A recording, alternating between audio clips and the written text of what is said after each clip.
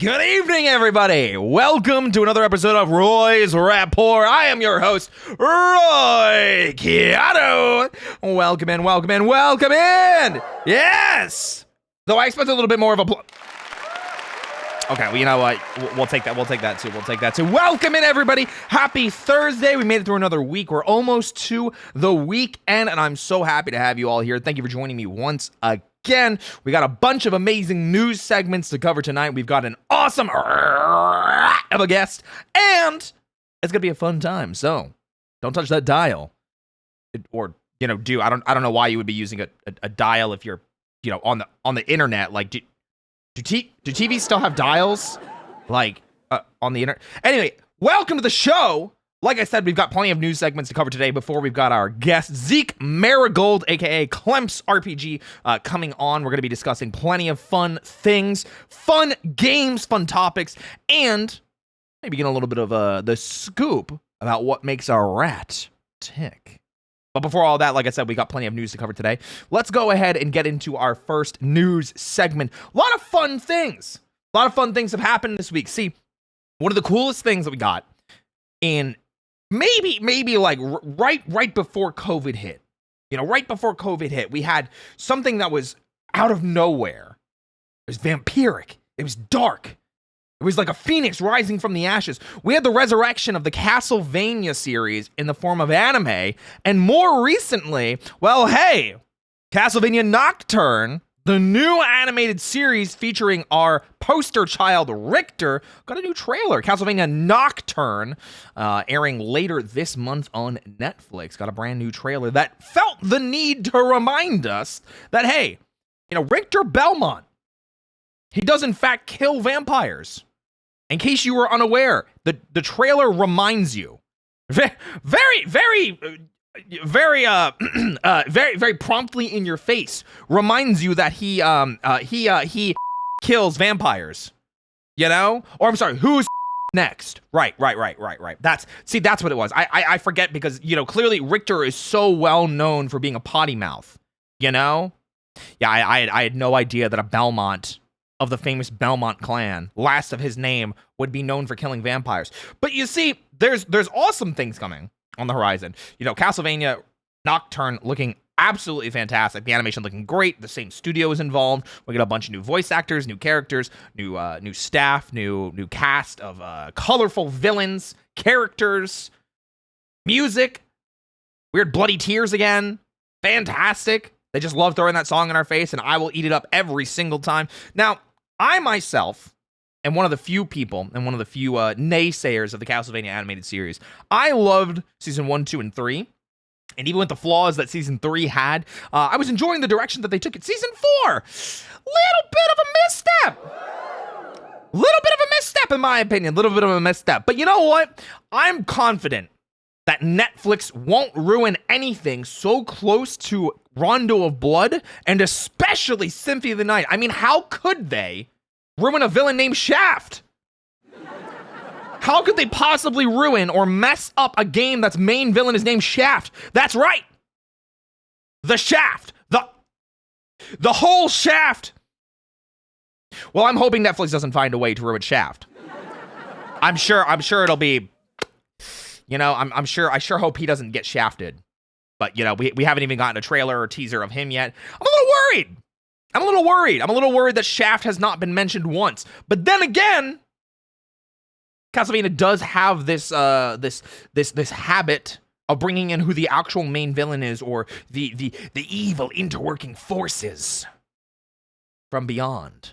Much later into the franchise, I'm sure Castlevania Nocturne will be getting more of a fleshed out multi-season leading up into, like I said, Rondo of Blood and Symphony of the Night. And I'm sure it will be fantastic. But that's not all the vampire news we have today. No, it doesn't stop. We've only gotten to the Shaft after all. No, we've only gotten to the Shaft. Thank you for the pity laugh. I appreciate it. I figured throwing in a couple Shaft jokes here and there would be appreciated. No, we've got Vampire the Masquerade Bloodlines 2. Speaking of back from the dead. Wow. Really is Year of the Vampire. It really is Year of the Vampire. Bloodlines 2 seemingly back from the dead. Wowee! Ooh! Yeah! Finally got some news and a brand new trailer. This news, okay. You know, hey, good to know that this game is not, in fact, dead. Good to know that we still have the potential of getting a new Vampire the Masquerade Bloodlines game coming next year. They're aiming for 2024 fall release. You can check out the new trailer now on YouTube with the studio announcing that they are officially working with someone new. You know, we knew that before, and this was the big ooh. Absolutely. This was the big ooh and the fear and the whoa. They laid off the entire creative team that was working on Vampire the Masquerade before, so we all assumed, hey, the game's dead. The game's done, it's dead, it's gone.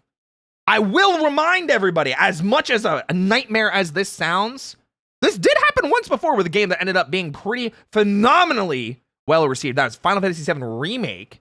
Hey, little game called Final Fantasy VII Remake had the entirety of Cyber Connect 2, the champions behind the Dot Hack franchise and the Naruto Ultimate Ninja Storm series. They were the ones that originally created the combat system for Final Fantasy VII Remake, and then were let go. And then Square Enix did it in-house instead. Hey, listen, I think it worked out. The delay, maybe this is what we needed. But the studio taking the helm for Bloodlines 2, well,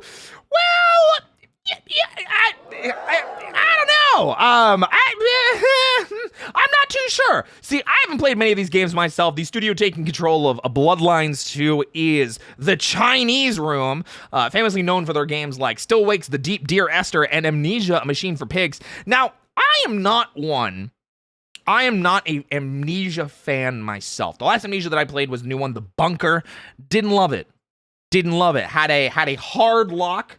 Had a hard lock right at the beginning. The monster trapped me in a position that I could not move from. And when they were finally gone, I tried to free myself, died, lost hours of progress. Didn't like it.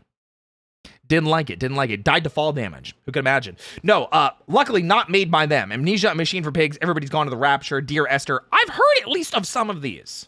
But you know what? At least it's alive. A dead game is dead forever.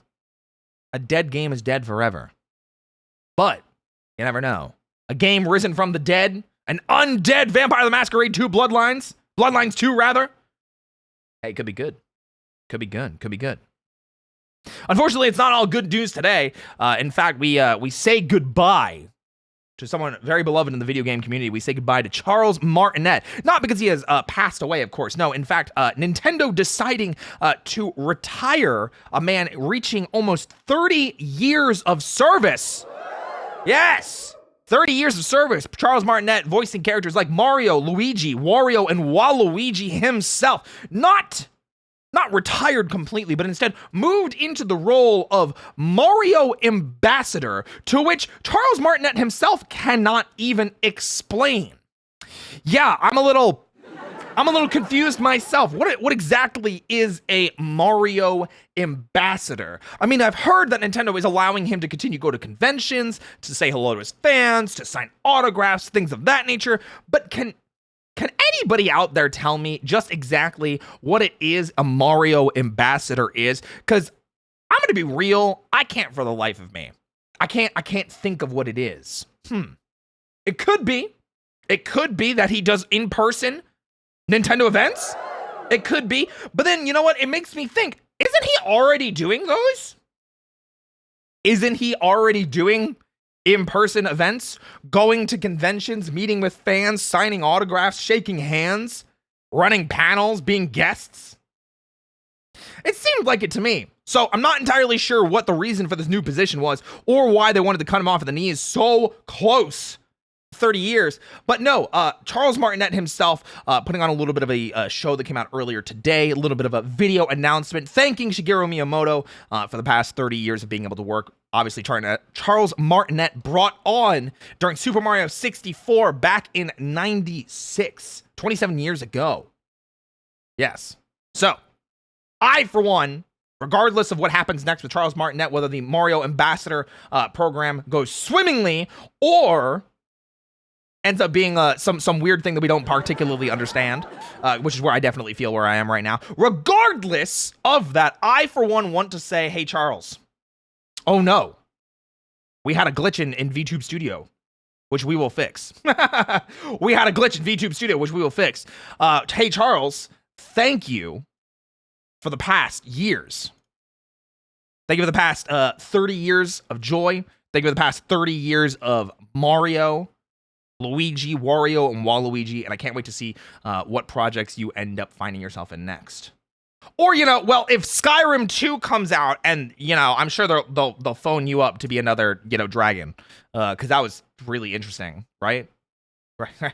Right? Yeah, listen, okay, I'm trying out here, okay? It's hard to make jokes about a man who is that skilled and talented at a series of voices.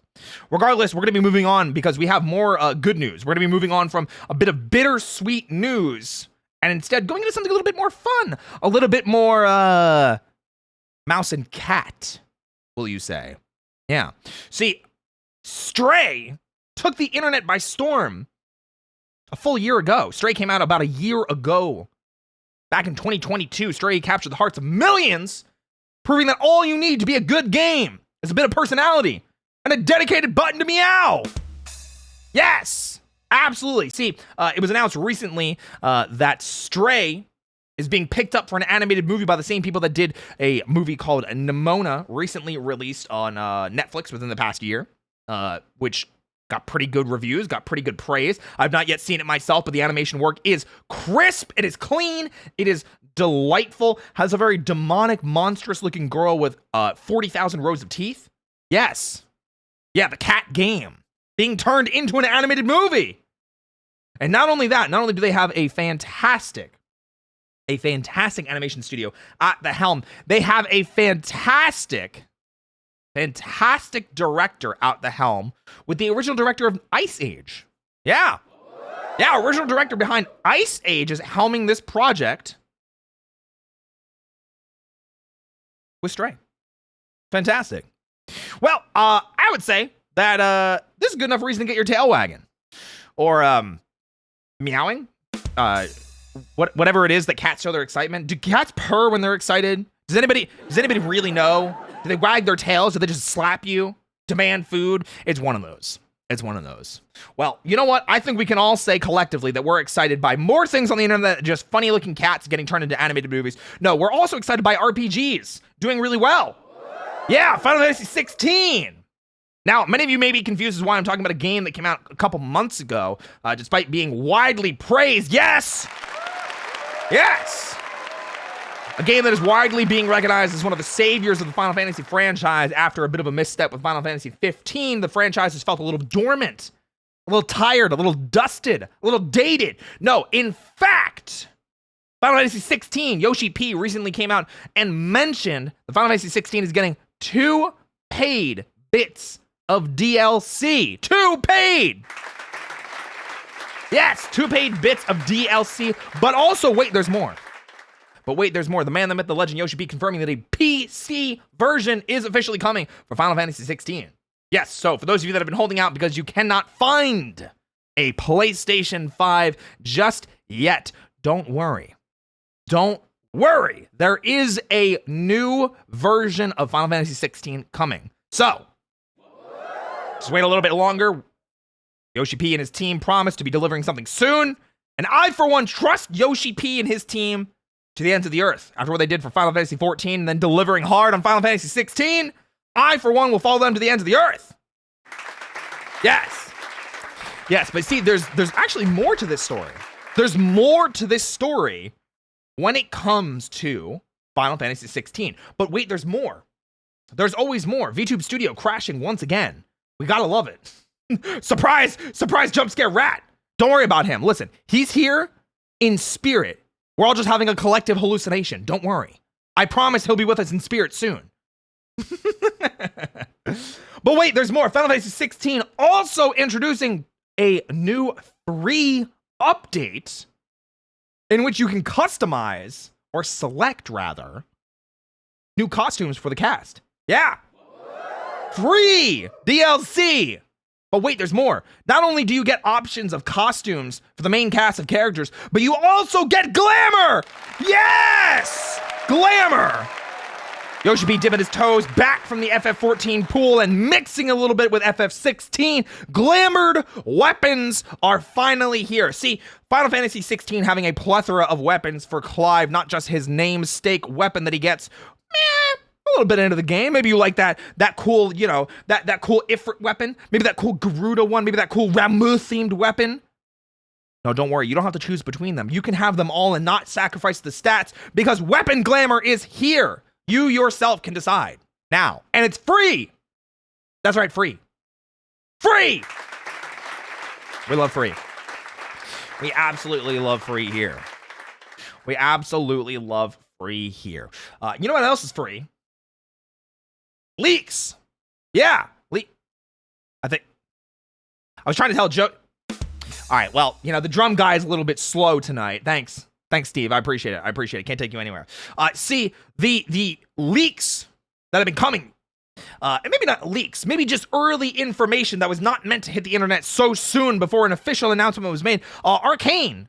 Hey, I finally watched Arcane because people were telling me, hey, you know, it's been a couple years since Arcane came out. Roy, you're on your League of Legends grind. We got a bunch of new information coming. You know, Briar got leaked. League of Legends, new champion coming. People are talking about Arcane Season 2, wondering what's going to go on. I finally sat down and watched Arcane. I finally sat down and watched it. Yes, I know, I understand. I finally sat down and watched it. Arcane was fantastic. I absolutely loved this series. You can watch it now on Netflix, available on Netflix. But wait, Arcane's been out for a while. You might say, Roy, where's the leak coming from? Well, bam! Hey, Arcane Season 2 officially confirmed during Tencent's Video V Vision conference. Now, was this a leak? Hard to say, since there wasn't exactly so much as a press announcement and more of just a Vision conference. But, as many people have been telling me, hey, Arcane coming soon, hey, Arcane Season 2 coming soon, Tencent confirming Arcane Season 2 coming Q4, meaning anytime from October to December of 2024, of next year. Fantastic. Now, the leak part of this comes from the interesting aspect that, yeah, the leak aspect comes from the curiosity. So I sat down and watched all of Arcane with my community a couple days ago, last Friday, not even one full week ago. And many of my own community were already telling me Q4 2024. All of it one day, all of it one night. Absolutely. A lot of my Discord was already telling me, hey, Arcane Season 2, Q4, 2024. And I said, whoa, that's crazy. There's no way that could be true. I'll wait for the official announcement. Lo and behold, like a day later, this showed up. Now, coincidence?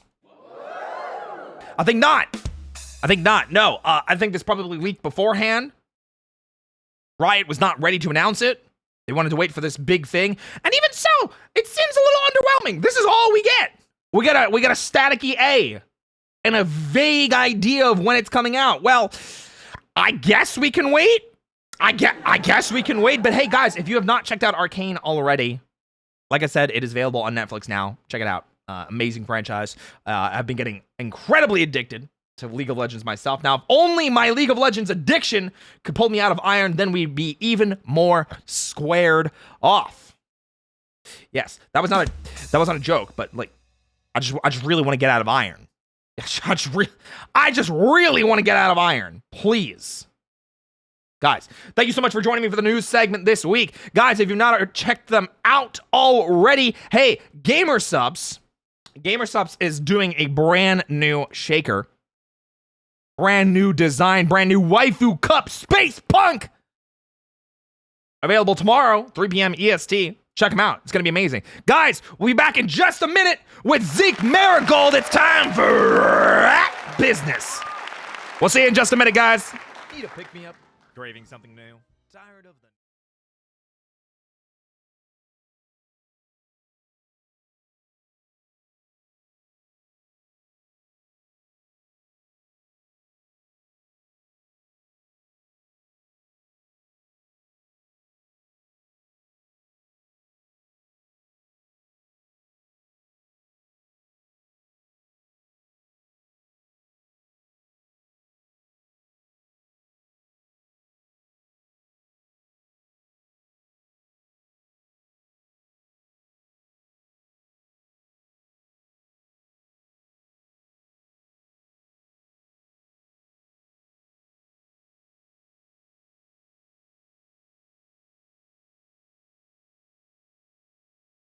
GamerSupps is changing the game with their very own waifu cups.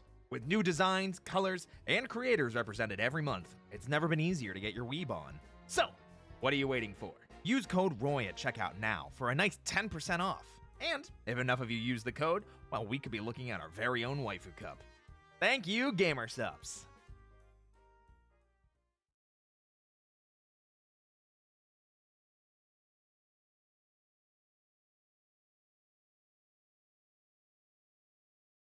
Well, hello, fellow coffee enjoyers. I can't help but notice your cup is a bit empty. Looks like it's time for a refill. And what better place to scratch that coffee itch than Grinding Coffee Co. It's the freshest coffee you can buy on the internet, gamer guaranteed. That's because each and every order is roasted to order, and not roasted on specific days like some other coffee companies. Flavor is always maximized when enjoying Grinding Coffee Co. Don't just take my word for it though. Check out some of their amazing products. We've got Bourbon Delight, the Gay Agenda, and Pumpkin Spice all year long. That's right, I said all year. Not only that, but Grinding Coffee Co. is an all-inclusive company owned and operated by POC and members of the LGBTQIA+. But what about their partners? Well, look no further than flavors like Cult Classic, the perfect blend of hazelnut and mocha. Just remember to thank Cab for this ghoulishly delightful concoction. Still not convinced? Well, how about some sick merch? With stickers, t-shirts, and of course mugs, there's something for everyone to enjoy. So, be sure to use code ROY at checkout for a nice 10% off your purchases. Thanks again to Grinding Coffee Co., your one-stop shop for all your coffee-related needs.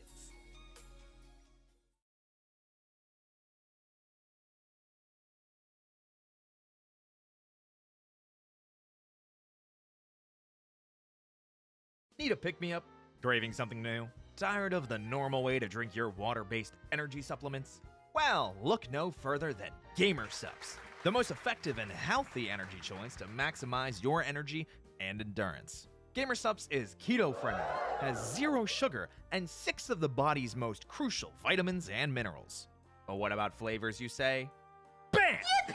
With flavors like Blowhole Blast, Bloody Orange, and Brand Risk, there's something for everyone to enjoy. Not meme culture enough for you? How about you try out? Emotional, damn it! And unlike some other beverages, GamerSupps doesn't leave that nasty chemical aftertaste in your mouth. At roughly only 40 cents a serving, the value speaks for itself. Still not convinced? BAM! Cute anime girls. GamerSupps is changing the game with their very own waifu cups. With new designs, colors, and creators represented every month, it's never been easier to get your weeb on. So, what are you waiting for? Use code ROY at checkout now for a nice 10% off. And if enough of you use the code, well, we could be looking at our very own waifu cup. Thank you, GamerSupps.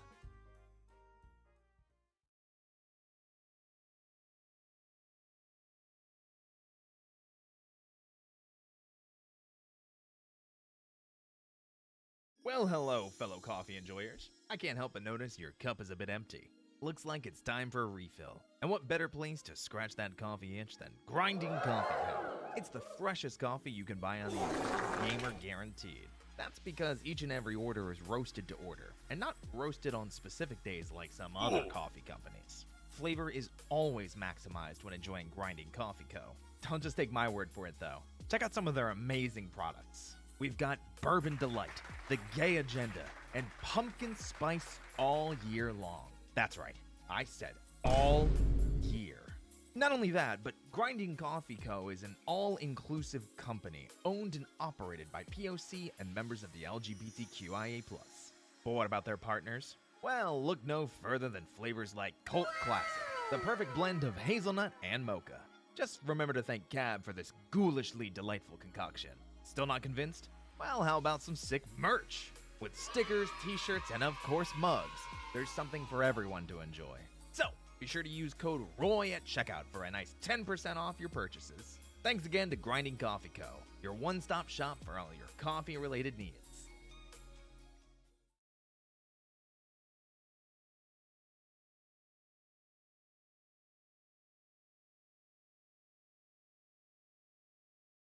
Need a pick-me-up?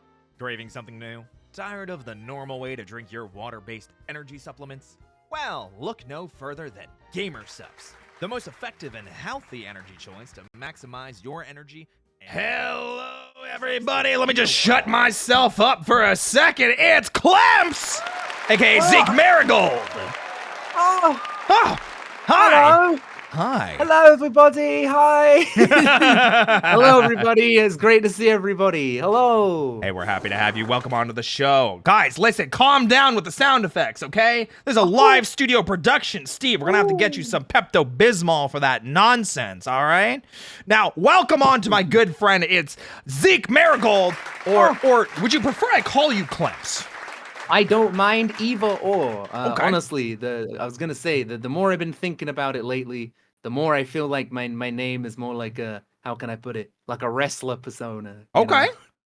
Yeah, Okay. Zeke Marigold is the name I take up on stage, and Clemps is whatever. We just call me it whatever. From Like behind the when I'm going out to buy, scenes. like, yeah, when I'm going out to buy like chips, if I'm going out to buy like, I don't know, like you know, like bacon sandwich. Ah, yes, Just the bacon call me sandwich. that.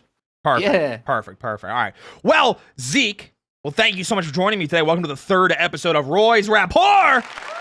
Yeah. Not a problem. Hey. I'm glad to finally be able to sit down and talk with you. I know we've been trying to set this up for like a millennia. It I was feels gonna say, like it's been a hot second, but now we finally have the time to actually sit down. You know and what we have a discussion. we do. We can finally sit down and talk about all the vermin things that only a bunny and rat could get up to. Yes, exactly. Now, Zeke, oh my goodness. I agree. What was that? I agree. Listen, apparently Miguel O'Hara's in the house. Regardless, Whoa. Zeke, you are Yes. a bit of a different content creator for myself. Let's start with the obvious one. You don't stream on US times, typically. You stream on a completely different time frame. So, for the people that aren't maybe like super familiar with you and your content, why don't you go ahead and give like a quick introduction to yourself? Heck yeah. Well, first of all, hello there, everybody. My name is Zeke Marigold, otherwise known as Clemps RPG. I stream maybe, I want to say, kind of afternoons US time, which isn't exactly a friendly time for many of you in work, but I do try to hit that on the weekends. I mainly stream RPG games. I also have a separate channel, which is completely separate from my current activities, where I like to review them, and I like to talk about them, and I like to introduce people to new cool games that they may have never known existed. And yeah, that's what I do. Okay. That sounds like a lot of cool stuff. Do you want to go a little bit more into detail about like what kind of games that you talk about in the Clemps side of things?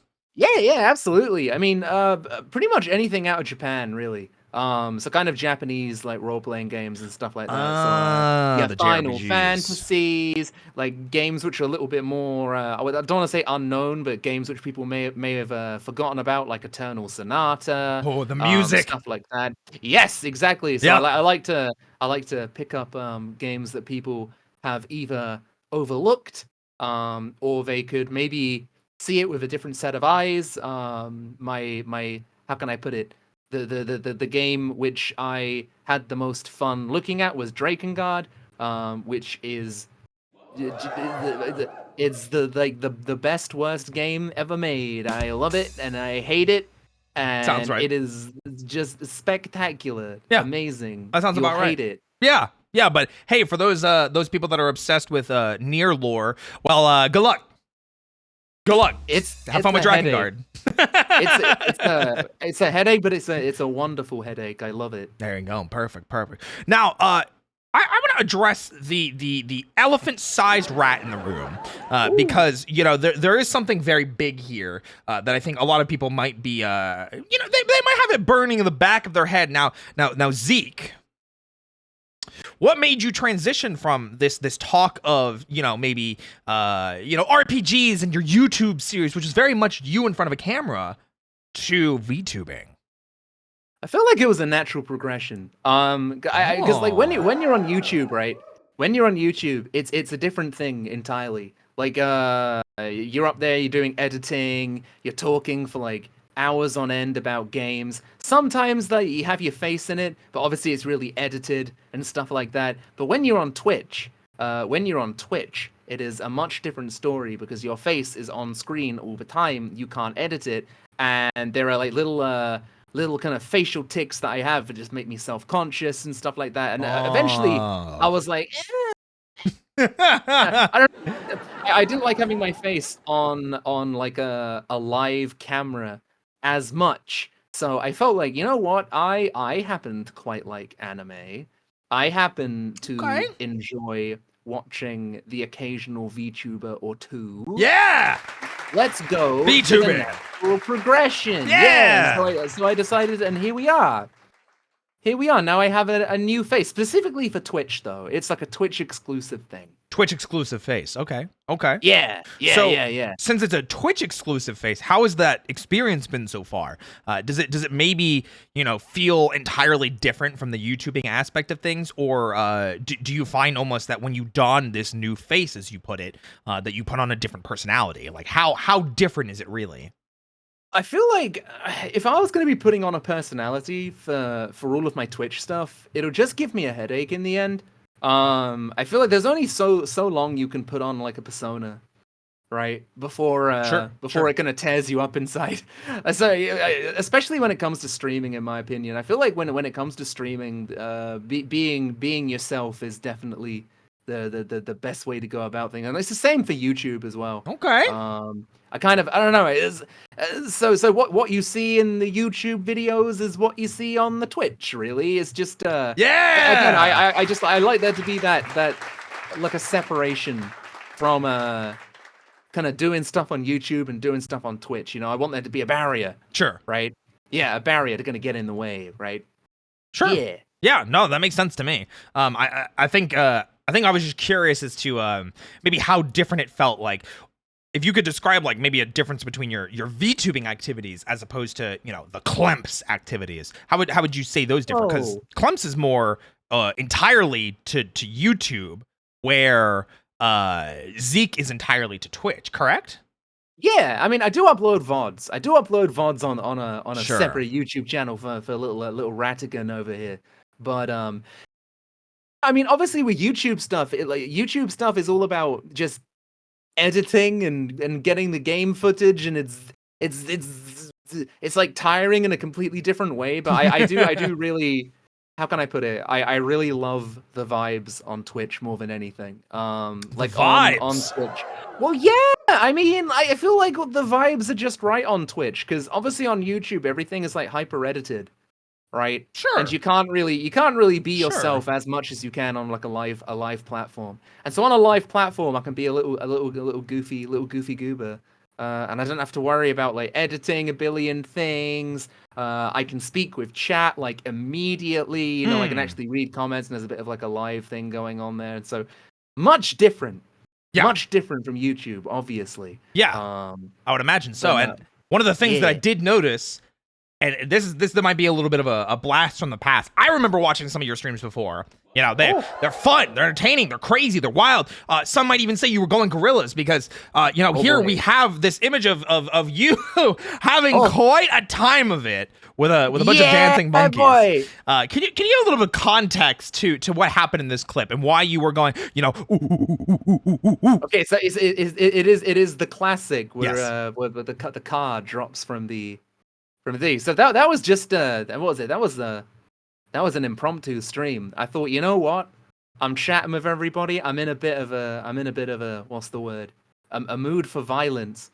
So yes. we decided to put on a bunch of objects falling from very high places compilation. Of course, as one and does. It was great. It puts you in a caveman state, you see. It really makes you live with your ancestors. There's something about it. There's something primal. Watching something really big and metallic fall from a large place and watching it smash into a billion pieces. Well, yes, of course. And audience, if you look here at this image that we have captured of this caveman expression, you can see in his eyes the return of his ancestors as he embraces. Bananas. It was brilliant. It was the best day of my life. It was the best of times. It was the best of times. Absolutely. No, I think that is one of the great experiences that I have captured myself watching your streams and seeing happen live, and I can definitely understand how that is a much different experience from maybe maybe some of the other things that you would do in your RPG aspect. But that does bring us to kind of like the next topic. We talked about how your Twitch streaming content is very different from your YouTube, pre-edited and content and, planned stuff. Clemps RPG. Where did that come from? Where did the name Clemps come from? If you can talk about that, or the kind of like what RPG got it started for you. I was gonna say, I feel like as far as the Clemps thing has just been with me for like as far as I can remember. Sure. But with the RPG thing, obviously, we know that RPG stands for role-playing game. Ha ha ha! That is quite a funny thing. But no, wait, it doesn't stand for rocket propelled grid. Sorry. Absolutely continue. not. No, you're going crazy. No, of course it stands for rap-playing game. Oh, we all have fucking fun here. Oh yeah, absolutely. Yes, we slap our hands together in delight. But yes, that is where that one came from. It's not that inventive, but I thought, my God, I'm gonna make it work somehow. You know what? I think it's perfect. It tells everybody exactly what they need to know, and that important factor is that you love RPGs. I do. Absolutely. I don't know why sometimes after you review them for more than 5 years, you kind of get sick of them, but my God, I can't put them down. Hey, I'm very much the same. I remember my addiction starting back in like the PS1 N64 era, and then leading into the PS2, and I was done. I was gone. I was donezo. It started with Kingdom Hearts and Final Fantasy X, led me into Dot Hack and Star Ocean and Tales of Symphonia, and I was done. I was gone. It's the rabbit hole. It's the rabbit hole, baby. What do you mean by that? I would never insinuate anything. Oh, okay. I just wanted to make sure. We've had a lot of guests on here that maybe have insinuated things with rabbit hole. Oh, I just want to make sure. The Final Fantasy Gateway, absolutely. But no, obviously RPGs definitely a dangerous, slippery slope. Is there maybe a story as to where your love for RPGs came from? Maybe one particular game or a series or something that really wanted to push you into making the content that you do now on YouTube. See, it always comes back. It always comes back to one thing, and it always comes back to Final Fantasy IX. Like there's no way a story about like RPGs and how I came to like them without Final Fantasy IX being mentioned at least 5 times. Yeah, sure, of course. It was one fateful Christmas morn. I awoke to the sound of Mother. She brought me down by the fire, and she put beside me a few gifts. One of them was Rayman on the PlayStation 1, and I enjoyed it very much so. It was a very good game. The other one was this really big chunky fucker called Final Fantasy IX, and I thought, wow, that is quite the beautiful jewel case it is in. It is like 4 discs. Yeah, 4 discs! There's going to be an adventure within these 4 discs, and boy howdy, an adventure I obtained. For some reason, I don't know why, Final Fantasy IX is like, it's been with me my entire life. It's grown up beside me. I've changed my opinions on so many different aspects of it a bajillion times in my life. But it's the thing that kind of got me interested in gaming and deeper game analysis, and especially when it's a game that you love more than anything, but it's still very how can I put it? When you start becoming critical of it and you start actually taking your rose-tinted goggles off and you go, hang on a minute, there's a lot of stuff in here that you can kind of pick apart. It's kind of fun. It's interesting. There's something fun about it. Like a puzzle. Yeah, I think I could definitely understand that. Maybe not to the same degree as something as deep as Final Fantasy IX. But hold on now. Now I can at least understand that, with my own hyperfixations with things like, Power Rangers, it's not a joke. Stop playing. Anyway, with Power Rangers, I get that. You take off the rose-tinted glasses and it's just, I don't know about that one. That's just it's just a bunch of people in spandex punching rubber monsters. I don't know. What was I thinking? But then, sounds good to me. You get into the deeper nitty-gritty of it and you're like, whoa, this represents something bigger. This is more than what I thought it was going to be. This really represents a time and a place that meant to have wonder and childlike experience and joy and sorry, I'm getting carried away here. I can see I'm losing you with the stars in your eyes. Oh. So let's bring it back a little bit. Final Fantasy IX. If there was one RPG that you could play for the rest of your life, why is it Final Fantasy IX? Why? See, it's really it's like so difficult because when you say it like that, Final Fantasy IX is my favorite game of all time, right? But Sure. and there is a but. When it comes to like a game I'd want to play for the rest of existence, would I want to play Final Fantasy IX for the rest of existence? I don't think I would. Well, RPG specifically. Well, an RPG, see, that's the thing as well. I'd be way too unhappy just playing one RPG for the rest of my life. I'd feel stuck. Okay. I'd feel, not only that, but like, I know, you know, like if you eat food all day, every day, and you just get sick of it. I don't want to get sick of Final Fantasy IX. I don't want to do that. Final Fantasy IX is a dessert for you then. Final Fantasy IX is a depression food. Oh no! It's the kind of game you put on when you feel like all of the world is against you, but you know what isn't against you? Final Fantasy IX isn't against you. Gotcha. It's those sweatpants. Those sweatpants you put on when you just don't care what you look like. You're just trying to be comfy. Exactly, but that being said, the sweatpants also smell like shit after you've worn them, like when you've been crying and eating Ben and Jerry's at like 2 a.m. in the morning. You know what I mean? That's Final Fantasy IX for me. Were you in my room last night? How did you see that? I don't. Floorboards. Ah, right. You know what? I forgot that you are commonly in the walls, floorboards, and toilets. I forgot. My bad. Yeah. My bad. Of course. Lately, I was planning on making my official height like 10 inches tall. Nah! If you make it 10 inches tall, how are you gonna be sitting here on this couch?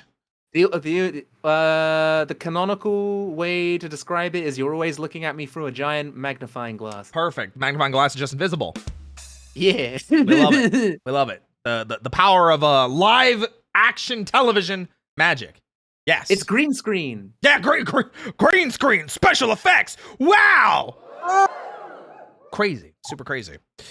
Okay, well, you know what? On the inverse, let's talk about something that's been more disappointing for you then. What is the most disappointing RPG experience you've ever had? Final Fantasy 15. Oh!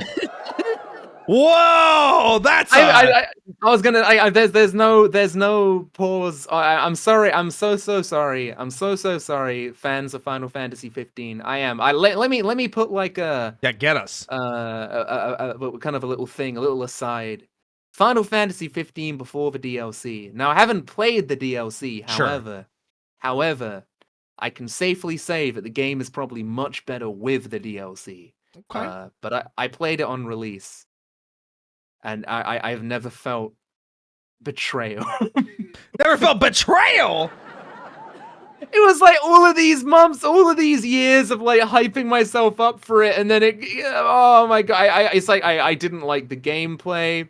I didn't like the fact that the story felt so disjointed because of how like unfinished so many parts of it was, and like obviously they had to like fix all of it with DLC, and it's like and playing it on release, it was like I wasn't a happy boy.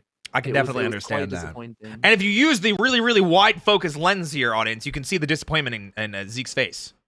Yeah, you can see the utter disappointment. No, not the wonder, the disappointment. Okay, I guess you guys can't be disappointed. Well, whatever. Listen, I understand that. As also someone that played Final Fantasy 15 at launch, yeah, I'm typically a Final Fantasy 15 defender, but not like an oh my god, it's a good game. Usually it's not that bad. Is usually my my defense. I think that's the thing is I feel like I don't hate 15. Sure, right? I just never play it again. You know what? I think I'm there with you. Like I platinumed 15, like base 15. I still haven't played the DLCs. I have a friend that speedruns it. He talks about how it's like one of the most amazing like experiences that he's ever had. And I will admit, I will admit, the ending to 15 did get me. I felt pretty emotional because they put so much emphasis on the four guys and like their relationships that I was like, okay, I feel for these guys. But you know what? I'm 100% with you. One of the worst storytelling decisions I've ever seen in a multimedia conglomerate of there's 5 episodes of an anime which is backstory and Noctis and all the other boys. It drove me crazy. And I would never poo-poo people who love 15. Yeah. Never, ever, because that would be implying that Final Fantasy 9 is perfect, which it ain't. Huh? What do you mean? It definitely isn't. Trust me. I've been making this absolute pain on my asshole video for like the last month and a half. I am like holding back a demon. I am holding back so much rage about Final Fantasy 9. I love it so much, but I just wanna I wanna like pick it up by the monkey tail and swing it around. But no, I love it. You know, it makes sense. Have you ever watched like Hey Arnold? Yeah, of course. Yeah, she's like, oh, I love you, Arnold, but I hate you, Arnold. Yes. That's me right now. Absolutely. In my little love heart locket. Yeah, absolutely something I understand. 100%. Yeah. All right, well, so 15, biggest disappointment. Haven't put the DLC. I haven't either. Totally justified opinion. However, that does bring up something interesting and a nice segue. Thank you for creating this for me because it wasn't at all planned. Hey, no problem. Whatsoever. I've got you. Power of live television, baby. See, there was this interesting post that you put on Twitter recently where you did, in fact, put FF15 pre-DLC in D tier. I did. Yeah. And I stand by that. Sure. So here, audience, you know, you can see Zeke's opinions on the Final Fantasy franchise, in which he does put FF9 as number 1. Yeah. Yeah. All right. And FF15. Well, is FF15 the worst, or is Dirge of Cerberus the worst? I'm not sure. Is Chaos supposed to be like the extra F tier, or what's going on here? Give us a little insight. Here is like you can't even approach it. It's so pristine. No, I'm joking. It's pretty much how can I put it? They're like, I'd argue that Chaos tier is guilty pleasure tier. Guilty pleasure tier. Okay. And by pure coincidence, they're both games that heavily rely on Chaos as like a story beat. But yeah, no, that's why I affectionately called it the Chaos tier. I don't know. They're kind of sorry, I can't speak. I was like Taz the Tasmanian Devil, but sure. no, I platinumed Stranger of Paradise, so I understand. That's what it was. Cause I was like, what is SOPO? Yeah, Stranger of Paradise. Yeah. I platinumed that, and that's a game where I'm like, you know what, this is such a silly game, but I have heard that it is very like silly, and as soon as you really turn your brain off and you just have fun with it being like a giant shit post to like the Final Fantasy franchise, you have a much better time with it. Pretty much. Yeah, I mean, and like the gameplay's not bad. Cool. That's what kept me playing. It was fun. Like, it was fun. You know what I mean? The entire way through, I was like, hey, this is a video game. It's not bad. All right. Dirge of Cerberus has always just been because I've had a big crush on Vincent Valentine since I was a baby boy. So anything with Vincent Valentine in gets my vote. You know what? I think that's a very fair choice. Vincent Valentine, too hot for this world. I swear to God, if they don't do him justice, and FF7 Remake 2, I'm gonna riot. Oh, they're gonna. When he transforms into Chaos, we're gonna see all of it. It's gonna be spectacular. Oh, I'm so excited. Now, I don't know if you knew this about me. I actually used to play speedrun very competitively FF7 Remake.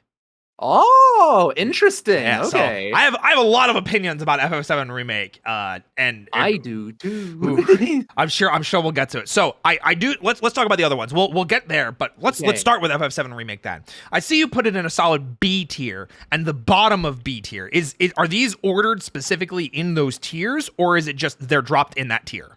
Yeah, pretty much. I mean, again, like it really sucks. The second I posted it, I was like, oh, I'd really reshuffle. I'd reshuffle a few around. Sure. Yeah, I totally would. Like, what was it? If I could look at the list right now, I probably enjoyed Final Fantasy 16 more than Heaven's Ward. I enjoyed Dissidia more than I did Heaven's Ward. Like there's a ton of stuff 16. That I would.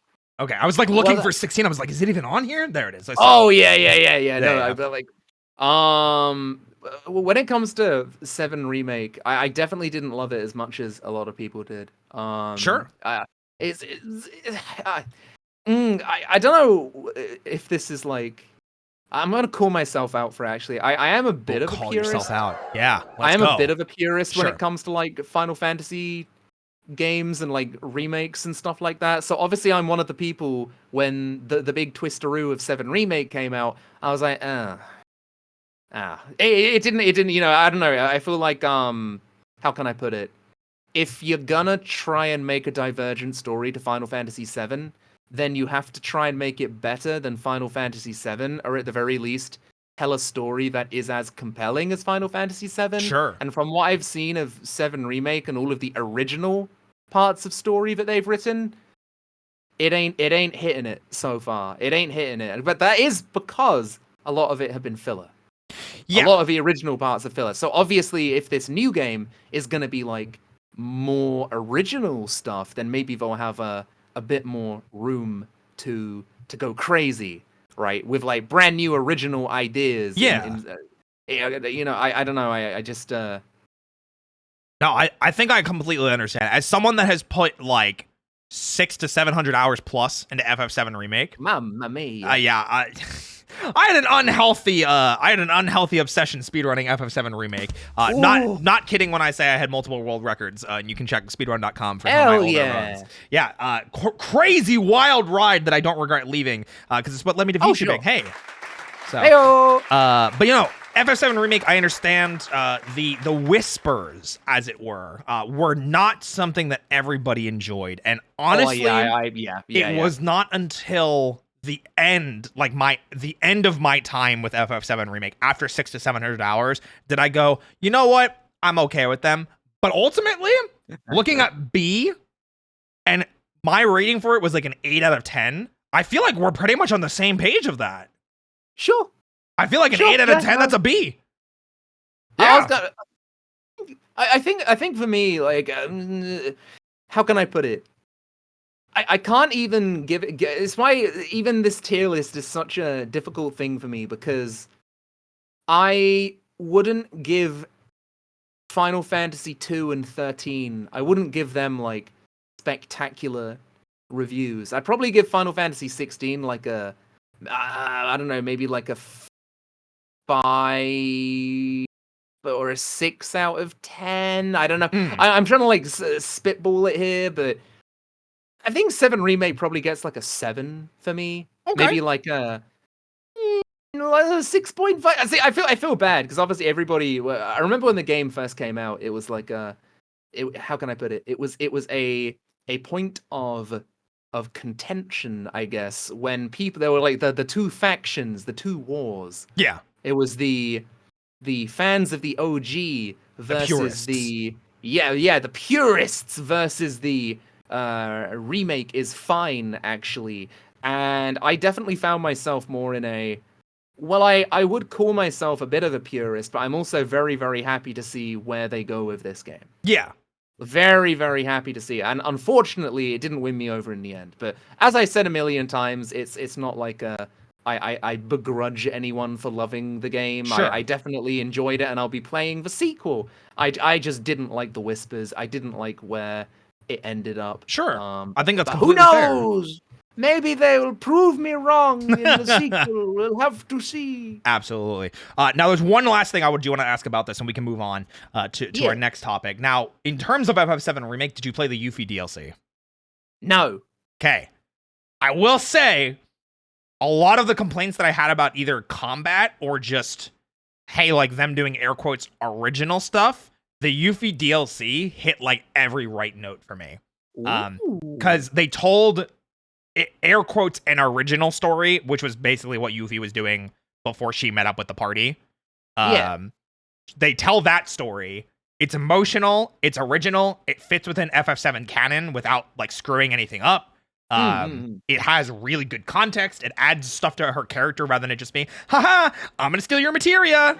Yeah. And it makes her like a likable, relatable, enjoyable character. And I thought it was great. And it felt like a preview of what's to come for part 2's combat, which drastically fixed air combat, which was a big problem that I had. And Yuffie herself, hyper fun to play as. Like, stupid fun. So, good DLC, very emotional, good boss fights, good length, beautiful. I want to play as the puppy. You want to play as the puppy? as I want Red. to play as Red. Yeah. You will be I able wanna to play as Red. in the next part, which I'm sure a lot of I people are very know. excited about. We got the trailer for it. We saw him active. He was there. They were ready. They were ready. Finally, puppy. Finally, puppy. At long last, bring him to me. I will touch briefly on this just because I'm happy to see it. Yeah, sure. High five they gave FF10 an S.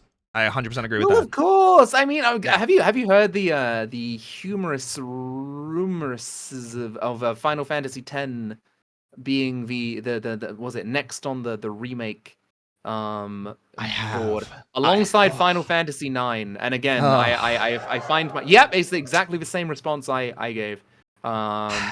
It's one of those things where you think like. So my big thing with it is like, this is how I'd feel with 9. 7 I was okay with it because like when 7 came out, it was like PS1 graphics weren't really figured out yet. They were still working on things. Yeah. I think FF7 of all the like the PS1 era FF games, that's the one they should have gone with, and they got it. But when I look at like 9 and then I look at 10, the combat systems for them, I feel like those are going to be harder to translate into modern combat. As much as I love FF7 Remake's like combat system, and I think it's one of the best like action RPGs combat system wise to like exist in modern gaming, I do think it would be significantly harder to turn FF9 or FF10 into something like that because of how silly they get. Like, I'm gonna drop the hottest take of hit the me. year. It's really not that hot. It's the take I always have whenever this is brought up. Okay, hit us. We don't need to go action based. So yeah, that's the thing. I agree with you. Yeah, I can't stand this approach where you where people ask them like, oh, are we gonna ever have like a turn-based Final Fantasy again? And they're like, nah. I'm like, why? And it's like, people aren't really that into. I mean, it's like, what are you talking?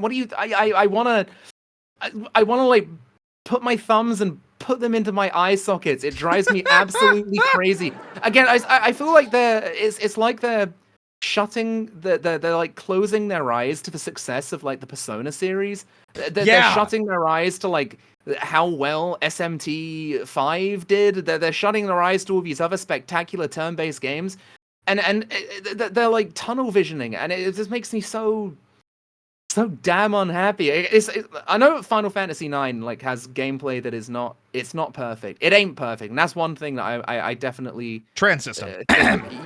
Yeah, like the trans system is dookie, but it also has so much potential that you could easily fix. Easy. Absolutely. Same with the ATB system. It's not perfect. God, it's far from perfect. Yeah. All they need to do is speed it up a little bit and make it so like detrimental spell effects and positive spell effects pause when an enemy casts a spell or you cast a spell. Then it's done. Yeah, there's a lot of things that I know FF9 and FF10 could change and fix their systems about. But even Final Fantasy X, like, there's not really much you need to go in there and change. Like, I feel like, don't get me wrong, you can break that game like I don't know, like toilet paper in the fucking soggy water, but it's very true. It's kind of what makes it fun. I love breaking that game into pieces. It's so fun. I don't know. I like the catharticness of the sphere grid system. I love it. Oh, trust me. Listen, you're speaking to the choir right now. I put hundreds of hours in FF10 as well. Not speedrunning wise, just getting the platinum trophy, fighting Nemesis, and then God, what's the other super boss? Penance. Nemesis. Penance. Is that what it is? Yes, Penance. The giant flying one. Yeah. So fighting them and getting the platinum trophy in FF10, man. It's just. I was so pissed off because I played Final Fantasy X like for ages on the PS4. Then I got it again on the Switch, and I beat Penance on the Switch, and I was like, God damn it! No, I want the platinum trophy on the stupid PlayStation. Yep. Absolute moron, like a fool. I shouldn't have 100%ed it on the Switch because I get nothing. Yeah, you get nothing. Good day. I have no virtual trophy to show it off to no one. You'll join my club one day of having platinum FF10. Absolutely. I would love to see them modernized in like a Persona style. I would like to see I would like to see Final Fantasy return to a turn-based system. I'm glad that they God, didn't yeah. for FF7 because I liked it for that. Because I'm gonna be real, FF7s felt worse dated than the other ones. Despite like, I would have picked FF6's combat over FF7's. So, But in terms of like base gameplay, PS1 Final Fantasy 7. yeah, I don't know. Oh, I strongly disagree. Actually, that is something. Yeah, heavily disagree. I think Final Fantasy 7 has my favorite gameplay of the entire series. Actually, I just didn't enjoy it. So here's the weird thing, and this is definitely where we can go back and forth. We can get a little spicy with each other, you know. FF7, and honestly, I think 8 also struggles with this, and 10 also struggles with this too. When you're getting into late game, the characters themselves stop mattering, and it's more what limit breaks do you want. And the same thing happens with FF10, and the same thing happens with FF8. Because of how the materia system works in 7, and how the sphere grid works in 10, and how the GF system works in 8. Literally, you mix and match everything to the point where everybody has everything, and it's just, all right, well, pick your characters. And it's why I liked FF9, because characters had roles. And I know that's supposed to be like, you know, it's the love letter to the series. Yes, unique mechanics are what I really like in Final Fantasy. So, like, in Final Fantasy 6, we had like there were certain characters that had specific abilities. You know, you had Sabin with his, you know, his martial arts. You had Locke with his thief stuff. You had Terra with, you know, her specific magic abilities. Celis with the magic stealing and everything like that. And I really liked that aspect. But 7 to me, I was just like, I don't know. This just feels like a worse 6, combat wise, not story wise, just combat wise. The reason why I loved 7's combat so much, and don't get me wrong, I'm agreeing with you. Like, everything you said is definitely like right. It's like correct. We take that. It's definitely we take that. On the other side, I feel like with me, when it comes to 7's gameplay, I just really love how customizable it is with the materia system. That's what I love about Final Fantasy VII's gameplay. Because but at the same time, even when I'm playing 7, I know that Vincent's limit break isn't like, I mean, it's great, but there are other characters who are just better than him. Yeah. I don't really care. I just choose Vincent because I like Vincent. Me too. And you can make him an absolute powerhouse with the right materia, and I'll never even have to use his limit break. So for me, it's all about how like customizable it feels with the kind of a materia editing and everything, and it's so fun. Yeah. And I love that, and I really do love it. And yeah, like I don't know. That's kind of what I really dug about it, and it's what me and like a very select few of my very close friends we kind of have against 7 Remake is that the materia system is understandably pretty much gutted, and obviously that's to be expected, right? Because it's a completely different game. Yeah, completely different game. But I think it would have been really cool to see them go crazy with the materia customization, and instead it felt kind of it was fine. It was fine, but I think it could be better in the sequel. I think it definitely will be. We started to see a little bit of it, like I was saying, in the Yuffie DLC, because they started doing God, I'm trying to remember what some of them were, but there were like different command-based ones. Not like Death Blow, but I think like Throw was one of them, and like there's just like goofy ones that just made it a lot more fun with like the silly stuff. I liked the changes they made for 7, but again, I'm one of those weirdos that was like, well, I want every character to be different and have like a specific role. So like with Remake making Aerith the spellcaster, and you know, Tifa, your monk brawler. Like, I wanted that, and I liked that, because then I could mix and match their material to fit that role better. But I understand why people wouldn't want that. That way they could have, hey, I want Aerith to be my brawler, and I want Tifa to be my mage. Like, I get the want for that. I understand. I get it. You know what I think the part which disappointed me the most about 7 Remake? Hit me. Give me the goods. I think it is just because I did want them to go for the original 7 story. I didn't want them to go for this divergent route. Sure. Because, you know, obviously they kind of snuck that one up on everyone, and I wasn't a fan of the surprise. It was like, oh, well, I kind of bought 7 Remake. I didn't buy 7 Reimagined. You know, that's kind of not what I you know, price of admission. It wasn't what I paid for. Yeah. and I would have much preferred them to. I'm gonna be real, and I know some people may disagree. But this is one of the Spicy things takes? I'm really sticking to my. I don't even know if it's spicy, man, but Hey, let's find out. I can't stand the fact that they, like a bit of gum, they just stretch that Midgar section into 40 hours. I really didn't. I do not like. Okay, I like Midgar because of how short it is. You don't waste your time in Midgar in the original 7. In 7 Remake, they add so much padding for Midgar, especially with moments in the original 7 that were so like done. They were like so like you're running through the underground like car wreckage place, right, with all the moving machinery and stuff. And in the original, you just run through it. In 7 Remake, you have this giant, Yes. like awful, god awful, boring padding section where you have to lift up like 5 crates and move them over. I agree. How about this? How about we get rid of all of that and make 7 Remake a fucking 20-hour game? No, how about we don't? Yeah, how about we don't waste people's fucking time? It's so boring, and it's because if you were to sit people down in a room, right, people who were so angry and like so violently defending 7 Remake, and you go, okay, would you say that the bit where you lift up crates was your favorite thing about 7 Remake? Guaranteed they're gonna say no. Yep, exactly, 100% guaranteed. Wait, so it's like, why not just get rid of them because they're shit? Wait, I've got one better. That's so bad. I've got one better.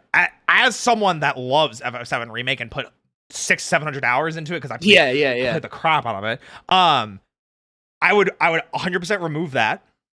I would also 100% remove the entirety of Chapter 13, which was the underground segment. No, I actually like the Ghost Warehouse, but like I just liked it because of the character interactions. But sure, yeah. They go like it's after the tower falls, like the plate falls, and then they like see Wedge's body. And then, like, the ground slightly collapses more, and then they go through like an underground area. And it's just Tifa and Barret. Forgotten about that. It's such a waste of time. Yep. Yeah, and again, like, I don't have an issue with them being in Midgar for an entire game. I just have an issue with them with this almost lack of confidence in a way where they're like, oh my god, everyone's gonna make fun of us if this game isn't 40 hours long. Oh god, the people aren't gonna be getting their money's worth. They're not gonna want to pay $60 to play a 20-hour game. It's like, fucking how is this gonna age your game like a fucking nasty bit of cheese, you know what I mean? So wait, here's the other bit, and this is where I get spicy, because even though I love the game, and this is what you were talking about with like no, please, because I might match you on it. I might. Yeah. So you were talking about critiquing FF9 because you love it, and I love FF7 Remake. Yes. And the other bit, and this is the weird one, and I'm definitely gonna catch some haters on this. I'm gonna catch some strays. I think they did not do Tifa right in FF7 Remake. And then they forgot that they didn't do Tifa right.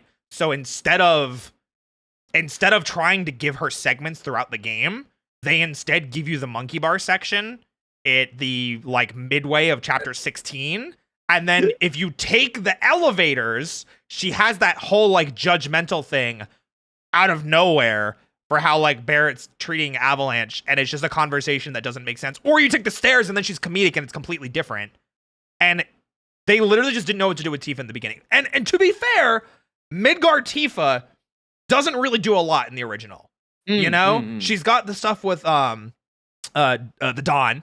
And I feel like they made that more Cloud's thing because of the dress. I was totally fine with that. I thought it was really funny. I loved the honeybee and stuff. But Tifa does not have a moment to shine in Remake. They introduce her, and then she's immediately relegated to she's the peacekeeper mom figure of the group. And it's not necessarily a bad thing. I love Tifa.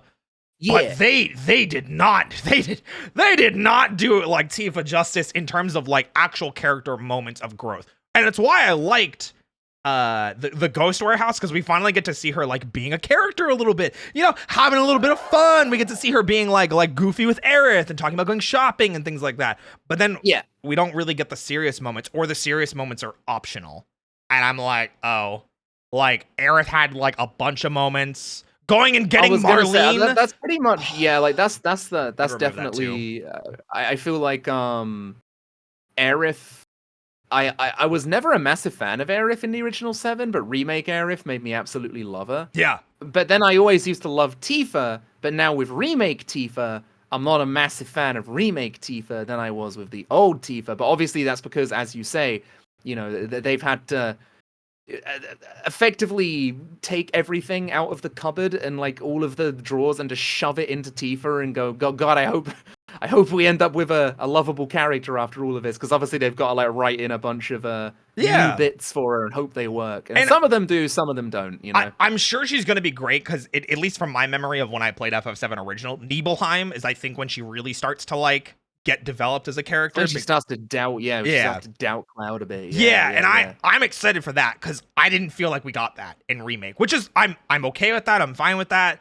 You know, different storytelling. You know, there's other stuff going on. I think Barrett is probably the most and well expressed character in remake. Oh, Barrett's great. Barrett's fantastic. Love Barrett. I love how they handled him. But yeah, so that's my spicy take. I think FF7 remake Tifa was not great, and they basically forced her to be the parental figure of the party and occasionally be like, man, I'm so sweaty. I wish I could use a shower, and watch me do this monkey bar section.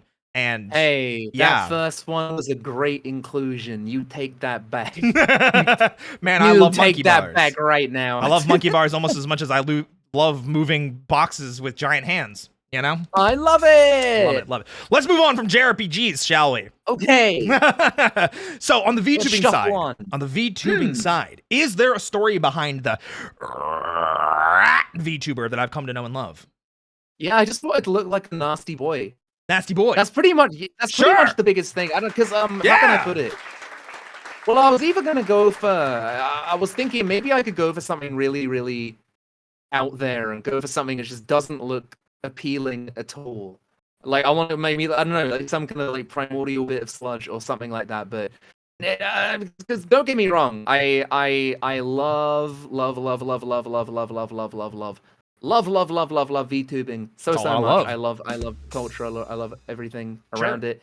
But I will say that when it came to like thinking about my own model, I couldn't think of myself as conventionally attractive. I wanted to make myself look like a nasty, like, I don't know, something that you can smell.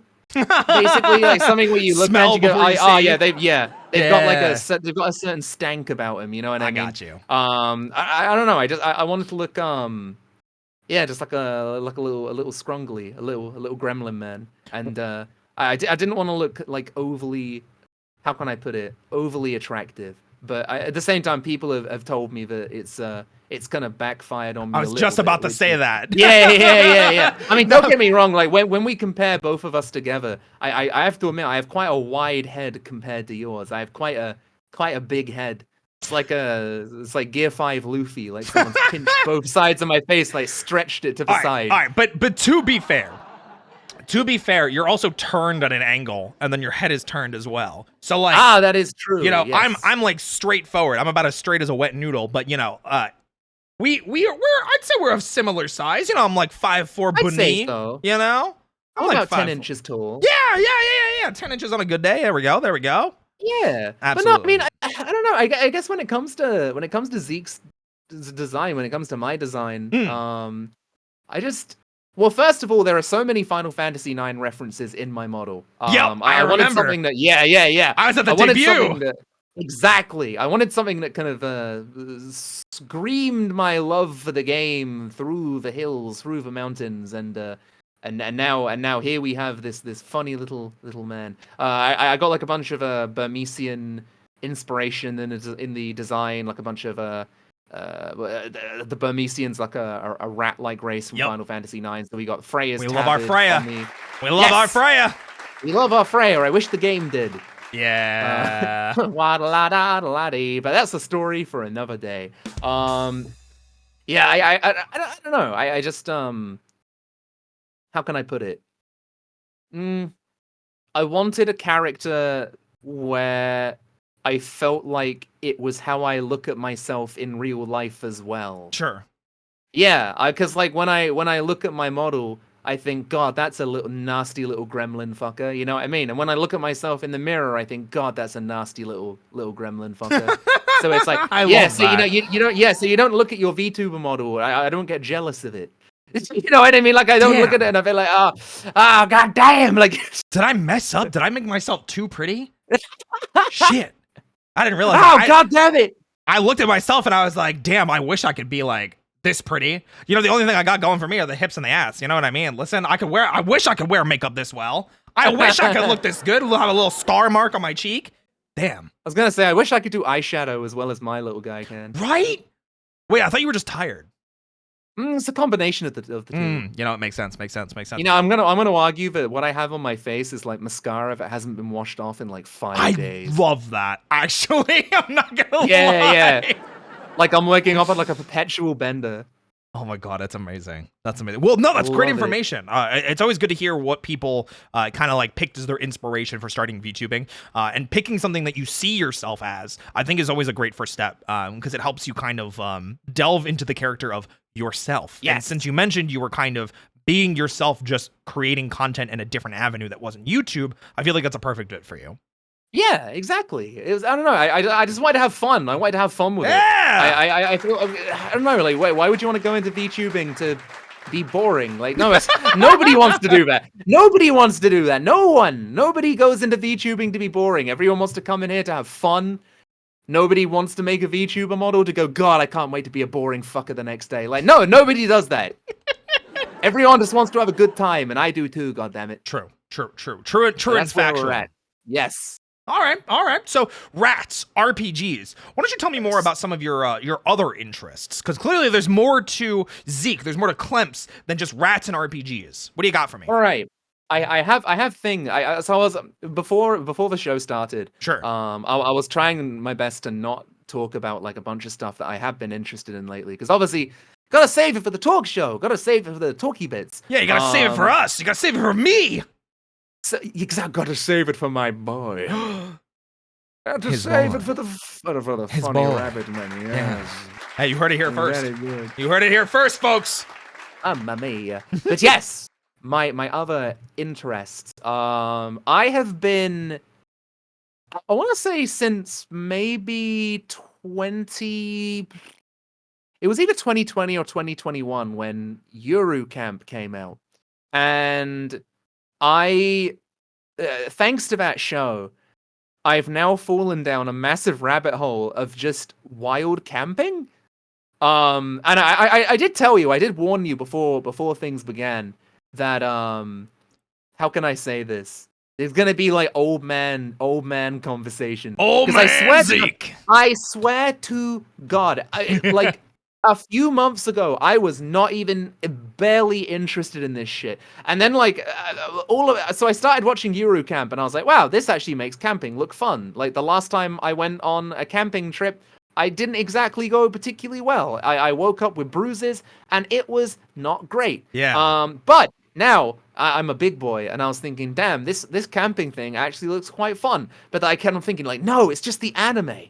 Just the anime that makes camping look really, really fun. But then I was like, okay, maybe I need to start watching like YouTube channels about it. I can go and like search up different content creators around camping and going out and like, especially in my country, which is the United Kingdom. There's a whole The UK.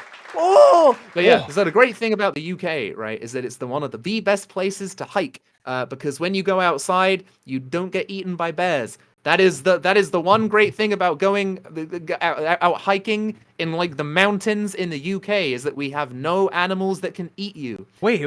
Which mean are bears Yeah. like exclusive to the US? no, they're like from many places around the world. However, they are not in the UK because they couldn't swim. Whenever they were fucking looking at us from Sure. across the pond. They were looking at us from across the pond. They went, "Oh, I'm gonna have a little nibble of that, nibble of those cheeks." But they couldn't. You see, they just drowned along the way, and that is makes why sense. we are free from the bear scourge. But That being said, obviously weather conditions and stuff like that, you have to be careful. Especially in the mountains, because you can just die of exposure. Which is a lot of people don't seem to understand about the UK. Is that people think the UK is just super tiny and that's about it. You know, you go outside, you see a fucking cow, you maybe a swan, and you think, yeah, that's the UK. There's a Greggs down the street. You know what I mean? Like that's when people not only but people Nando's, think, right? yeah, cheeky Nando's. People think about when people make fun of us online all the time. I get it. People make fun of us all the time. I understand it. We have funny sounding voices, and you know the people love to poke fun at us. I understand it, but one thing about like this whole camping thing is that it's made me oddly, how can I say it, oddly excited to explore my country for the first time. Oh, okay, yes. okay.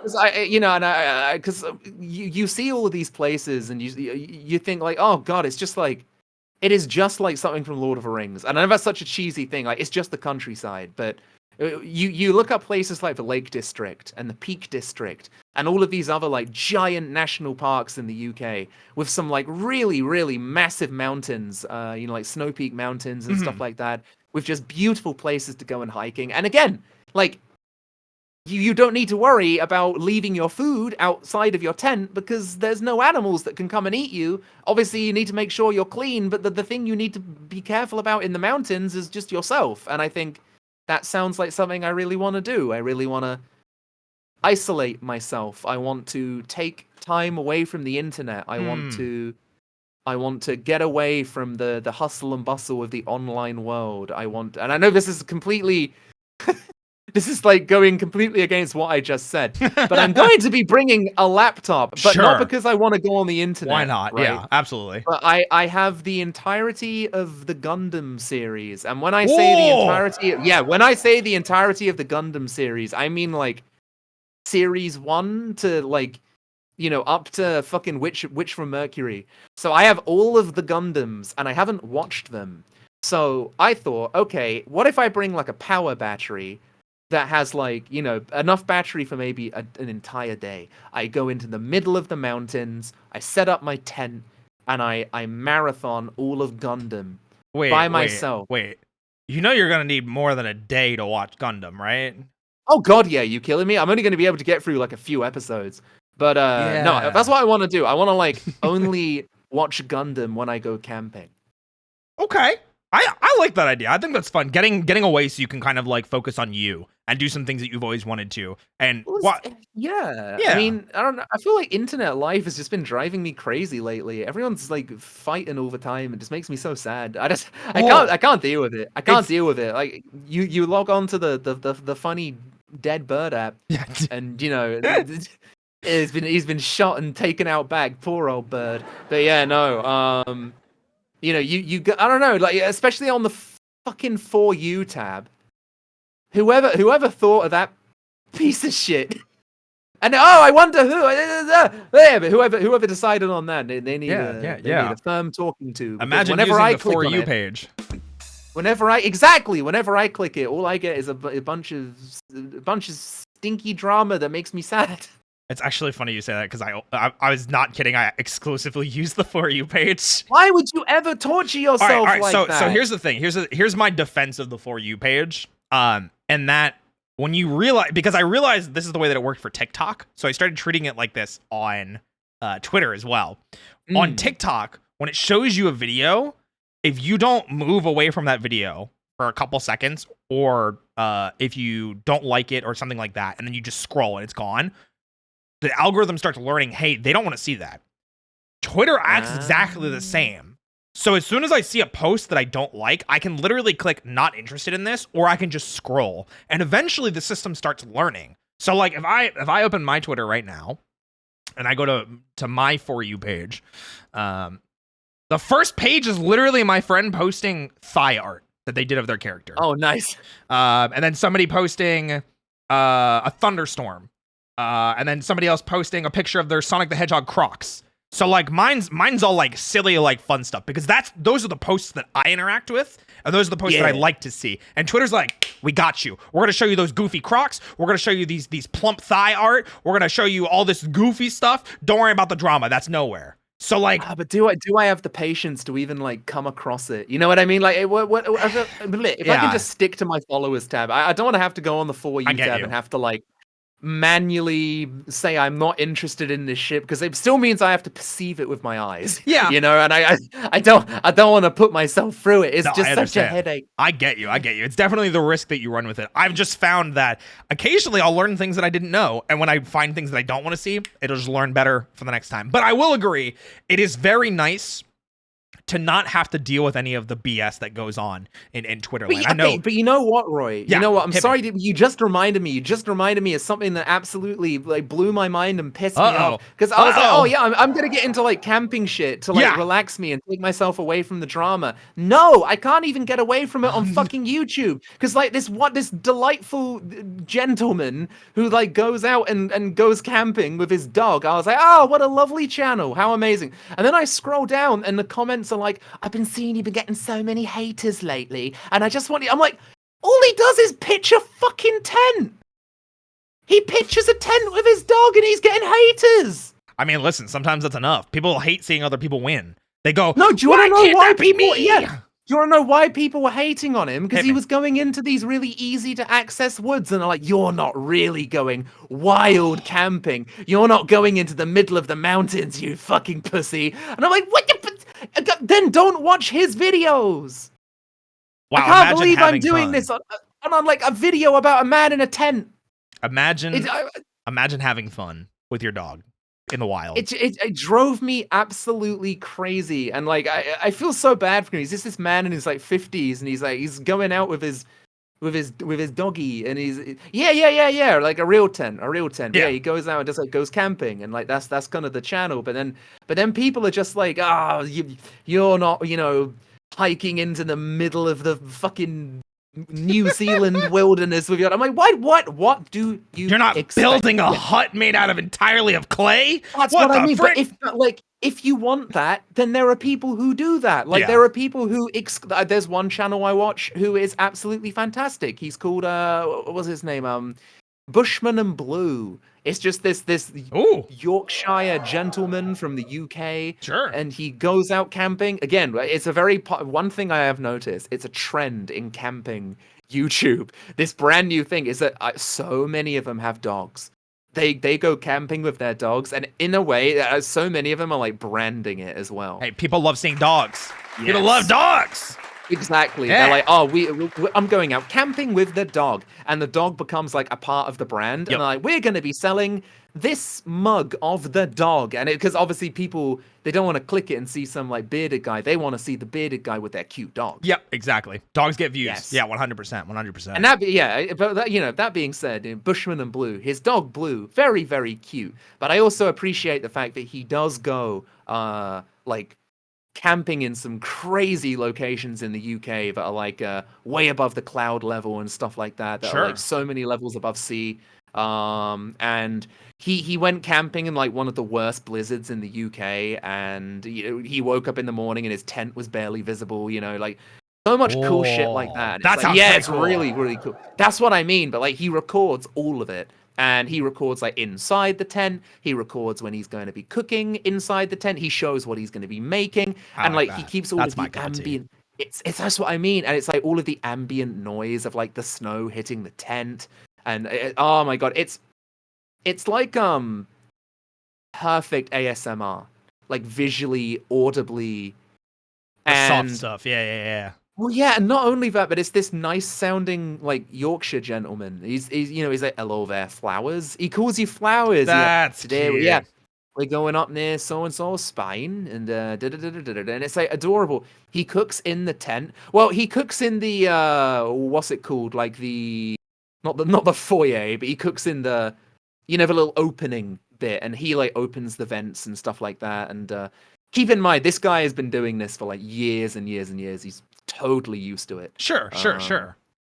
But yeah, no, it's just amazing. I will link you the channel later, Roy, if you're interested in absolutely. Editor's note: put up a picture of this guy just so people know.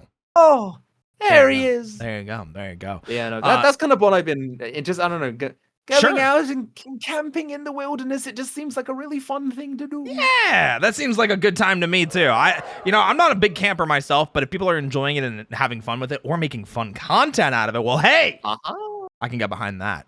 Now, speaking of getting behind things, I know one of your interests, aside from camping, because I did my research, I did my digging. I've seen Zeke Marigold on my TL a fair amount. Yeah. I know you like One Piece. I fucking hate when I'm joking. I love it. I love One Piece. There we go. We love One Piece here. Now, I'm gonna ask something. I don't know if you actually had a chance to see it yet because I didn't see any reactions. Have you had a chance to watch the One Piece live action yet? I have seen 2 episodes of it. Okay. What do you think so far? I'm again not going to judge people if they like it. I think there's a lot about the show that they nail. They get on like they absolutely nail it.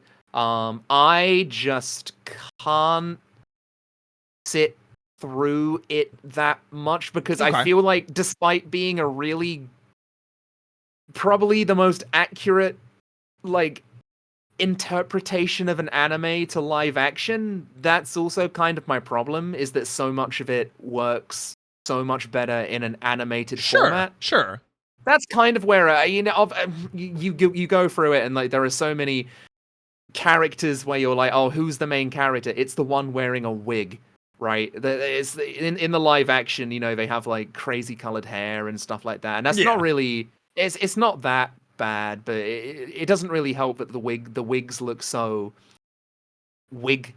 I was gonna say a lot of them aren't wigs. A lot of them are actually just their hair. Like I know Zoro's if it is dye and stuff like that, then it is there's still like I mean, obviously, it's not going to be anything other than actors cosplaying as the characters. Yeah. But it still does kind of feel like nothing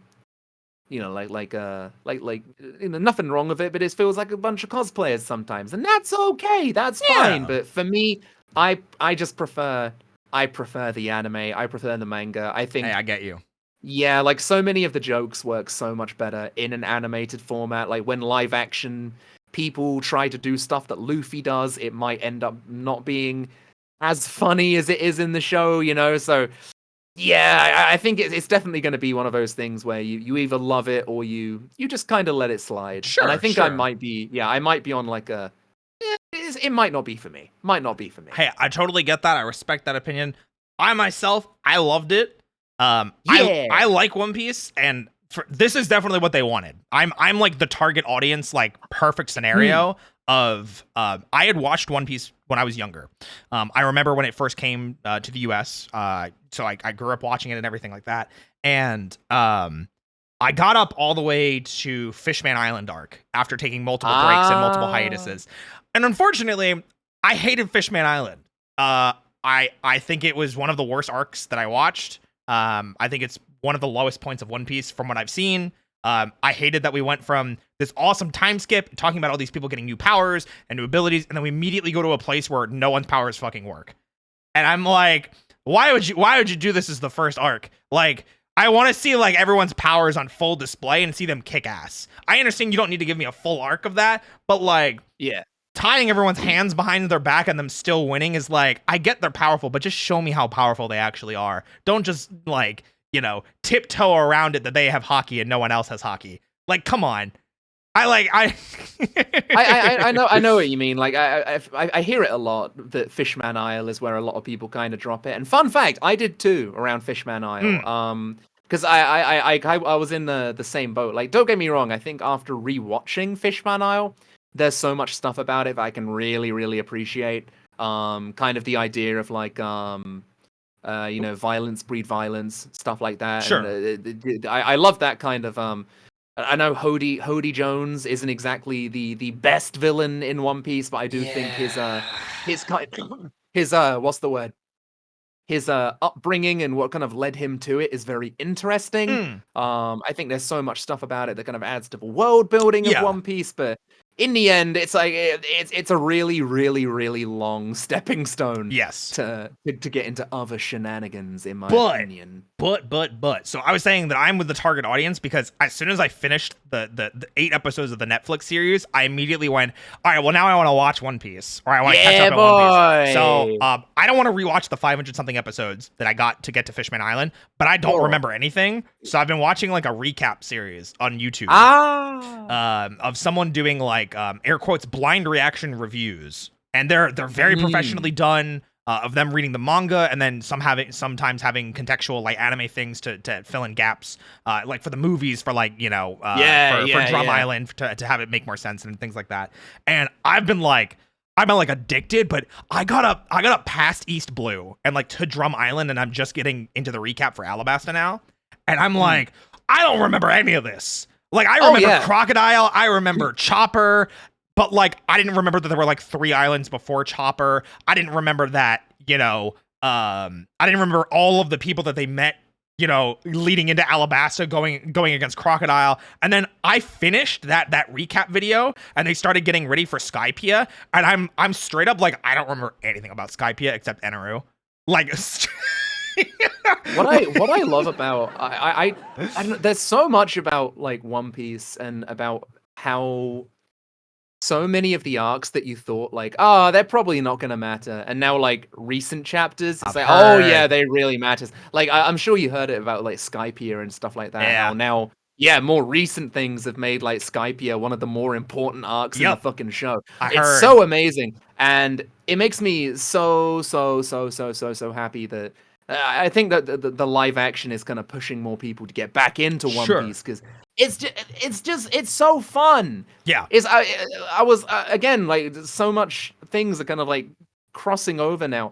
I think about Final Fantasy IX and I think about One Piece and how similar they are in like so many ways. Like how in terms of being an anime, One Piece is very, very different looking. There isn't another anime that looks like One Piece. Thank it's God. very Oh very, very cartoony, really, really like over-exaggerated character models and stuff. Exact same thing with Final Fantasy IX. There's no other Final Fantasy that looks like 9. It's very cartoony. The characters all look very out of the ordinary, Absolutely. very fantasy-like. And it's like there's so no wonder that One Piece will be my favorite show. Final Fantasy IX will be my favorite game. Good picks. And it's just I don't know. There's so it's crazy that. 25 years later, there are still so many more mysteries about One Piece that we still don't have. Yeah, because what's it called? One Piece started publishing in 96?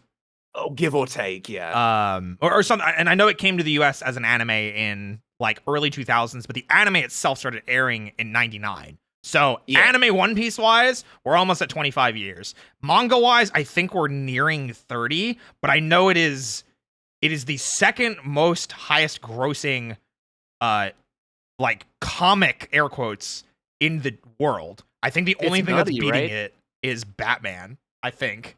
Whoa. I think literally the only franchise beating it right now. At least the last time I checked, the only thing that was beating it was Batman, and it recently overtook Superman. Ooh, very nice. Go One Piece. Yeah, One Piece's recognition is like crazy. I was talking to somebody about it recently, where if you're, when you're, sometimes you're out and about and you see like, sometimes people will have like a patch or like a keychain or something like that. The Straw Hat Jolly Roger is becoming like one of the most easily recognizable. That's One Piece. That's One Piece. That's Luffy. Should. It's just so simple. The bat symbol, the Superman S. Yeah. One Piece, Jolly Roger with a straw hat. It's becoming one of the most easily recognizable. Have you heard some of the theories about like the One Piece logo and how like, oh my God, the One Piece was in the logo the whole time? No. Yeah, there's like this whole thing. There's this weird thing about like the One Piece logo and the fact that the straw hat kind of looks like a UFO. And it's like, what if the One Piece is on the moon? And there's all these theories about it. And it's like, whoa, holy shit. I mean, don't get me wrong. I think we're going to the moon. We went up a mountain, reverse mountain, it happened. We went to an island in the sky in Skypiea. We went super underwater with Fishman Island. I'm sure we're going to go crazier places that I don't know about because I'm only in the 500s. Like, Oda loves to reintroduce characters. And we still haven't seen, like, Eneru again. We I'm still sure we haven't will. seen him, and guaranteed, with some of the crazy shit that Luffy's been pulling lately, he is somebody who I really want to see Luffy again because it will be hilarious. I think it'd be fun. I think it'd be fun. But speaking of fun franchises, there's one other franchise Aw. that I know maybe not be as maybe enthusiastic as One Piece. Do tell. But I do know that you are also a fan of Digimon. Yeah, boy. So I myself haven't played many of the Digimon games, but I've always been more of a fan of Digimon, more so than Pokemon. So I don't know if you feel the same, but you know, growing up with Digimon, I always enjoyed it a little bit more. You know, Terriermon, my boy, my bunny boy, I love him, absolutely. How do you feel about Digimon? Maybe like why do you enjoy Digimon? Pick one Digimon game if you could. Tell us a little bit about that. So, when it comes to Digimon, obviously, I grew up with Pokemon too. And Sure. I am a big Pokemon fan. I Sure, do love sure. Pokemon, despite the fact that, you know, the games are what they are, right? Even Pokemon Violet, I love Pokemon Violet, despite the fact that it looks the way it does. That's fine, you know, it is what it is. They're still fun to me. You know, I like McDonald's too, right? But something about like No way. no, that's too mean. That's too. I do genuinely love Pokemon, right? Okay, I do. But they just need a bit more time in the oven, is all I'm saying. All right, like fair you know, enough, fair let enough. them cook longer. But Digimon is like there's something about Digimon. It's really hard to like put a finger on it, but the franchise is so weird. It's such a weird franchise, Sure. and like it doesn't make any sense, but I love it. Mm. It's the fact that especially with some of the later games, some of the later games like take themselves like quite seriously at Sure. points, but then they're still calling themselves like, you know, like Wet Towelmon or like Cupboardmon. Yeah. Or like Shoemon. Oh! I'm like, I don't know. So it's like this. It's this really weird world, but I love it for that. And like I think as far as like recent games, it's not even recent, but like Cyber Sleuth was the thing that really got my fucking got my whole dick and balls back into Digimon like you wouldn't believe. It was such good. It got me like right back into the franchise. It was. I understand. I get it. I played a little bit of it, and I know it's not the best, you know, comparison, but it felt like how modern Persona games feel. And I was like, thank God we have modern turn-based in a JRPG with Digimon that we can swap in and out. And I was like, yes, this is exactly what I wanted. It's like such a fun game. I mean, there are so many things in it which I would like to be a little bit different. Like the fact that you run around the town and there's no music playing, and it's like, oh god, but. You know, I feel like I get lost in Cyber Sleuth so much. Yeah, I get that. You get lost so much. But at the same time, there are so many Digimon. There is so much content in it. The story in it is not so bad. It's not so bad of a story. And overall, it really got me back into the franchise. And I mean, recently I streamed the entirety of a Digimon World on the PlayStation 1. I saw some of it. I saw Mega Kabuterimon a couple of times, and I was like, that's my boy right there. Yeah, that bitch died real quickly. I saw him! Yeah, he turned into fucking nasty Grey Crumble. Oh, like, poor boy. ASAP. He just went. But then, I can't believe it. For the first time in my life, I actually beat Digimon World. I never thought it would be possible. Hey, you beat it before I did. Thanks to Google. Thanks to Google, yes! Let's get a round of applause for Google! Anything is possible. 100%. Have you had a chance to play Digimon Survive yet? You know, I haven't, but I really want to. I do too, yeah. I know it's like a combination of was it like RTS games and more so visual novel. Yeah, I've been told by my friend Leju, because he did all of it on stream as well. And he's like, it is more visual novel than anything else. But it's like, if you can get past the point that it's more of a visual novel than anything else, it's actually a really, really good story. The RTS part's okay, but he was like, yeah, the story's really good. That's what I want to get into it for. I like my Digimon stories. Yeah. I like my Digimon friends. I love them so much. Opinions on Digimon Frontier, Season 4. Digimon Frontier. Hang on a minute. No, sorry, I was thinking about the Halloween one. What was I thinking? Is that a new show? Frontier or Frontiers was the one where they turn into the Digimon. Okay, I'm gonna be honest. I haven't watched it. I didn't even know that was a thing. Listen, all right. As an avid fan of Power Rangers, watching characters in a Digimon show call out a morphing sequence and then morph into Digimon and fight, I loved it. I loved watching it when I love it. That's so good shit, baby. And a banger of an opening theme that's not just Digimon, you know? Actually fantastic. No, it's really good. Actually, really good story. If you get the chance, watch it. It's still goofy. You know, it's Digimon. What is your favorite? I think you just made a Terriermon, wasn't it? Your Terriermon is my Digiboy. favorite. Yeah, Terriermon's my favorite. Absolutely. What about you? I have a favorite. Hit me. My favorite is Wormmon. Yeah, that's a good pick too. I love that little shit. Yeah. He's so cute. I love his little voice. Wormmon. He sounds like he's a little goober. I love him. I've met the voice actor for him too. And really? Yeah, he talks about Wormmon actually being like his favorite role. He's so I love Wormmon. Yeah. He's such a cute little guy. I don't know. Absolutely. He fights for his friends and he's such a he's like he kind of gives me like just Caterpie vibes. Yeah. Like, just an all around good bug boy. Absolutely. We do love our bug boys. Yeah, and I don't know, it's like, everything about his despite the fact that he is a bug, he's the friendliest bug you've ever seen. Like, despite the fact he has these big old mandibles. He's just a good boy, and I love him for that. Absolutely. Good I love pick. my boy. Good pick. All right, moving on from Digimon, One Piece, and interests. Let's talk about projects. We've only got a couple more topics. I don't want to keep you for too long. That's all good. Projects. What do you got coming in the wings? Because you mentioned you've been working on this Final Fantasy IX project, but do you have anything else that maybe you're working on that you haven't had the chance to kind of like talk about yet, or something that you really want to work on? So, I have there was a Halloween video I wanted to do. I wanted to make a video on a game called I feel like at this point it's a little bit of it's kind of gotten out of the spotlight a bit, but I don't care. It's a game called Bramble and the Hall of the Mountain King. Oh, that game is amazing. I would recommend you play it on stream because it has some of the craziest moments and it's really, really short. It's kind of like a RPG.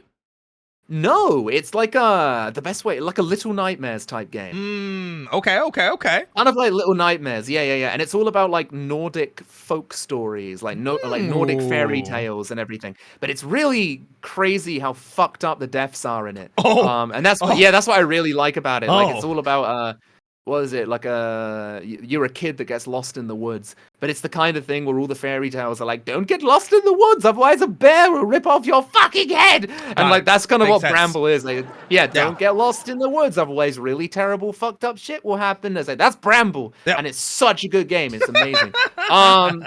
Other than that, I have like a few. It sounds like, well, it's exciting for me, damn it. But I have like overlay redesigns coming in soon, and just big redesigns of like my opening and the intro on like Twitch and stuff like that. Nice. So I have like brand new flashy intros that are going to be coming, which I'm really, really excited for. I think they've been in dire need of a change for a while. I want a new expression, damn it, on my model. So I was thinking about getting maybe requesting a new expression, maybe expressions maybe for 2024. What kind of expression are you thinking?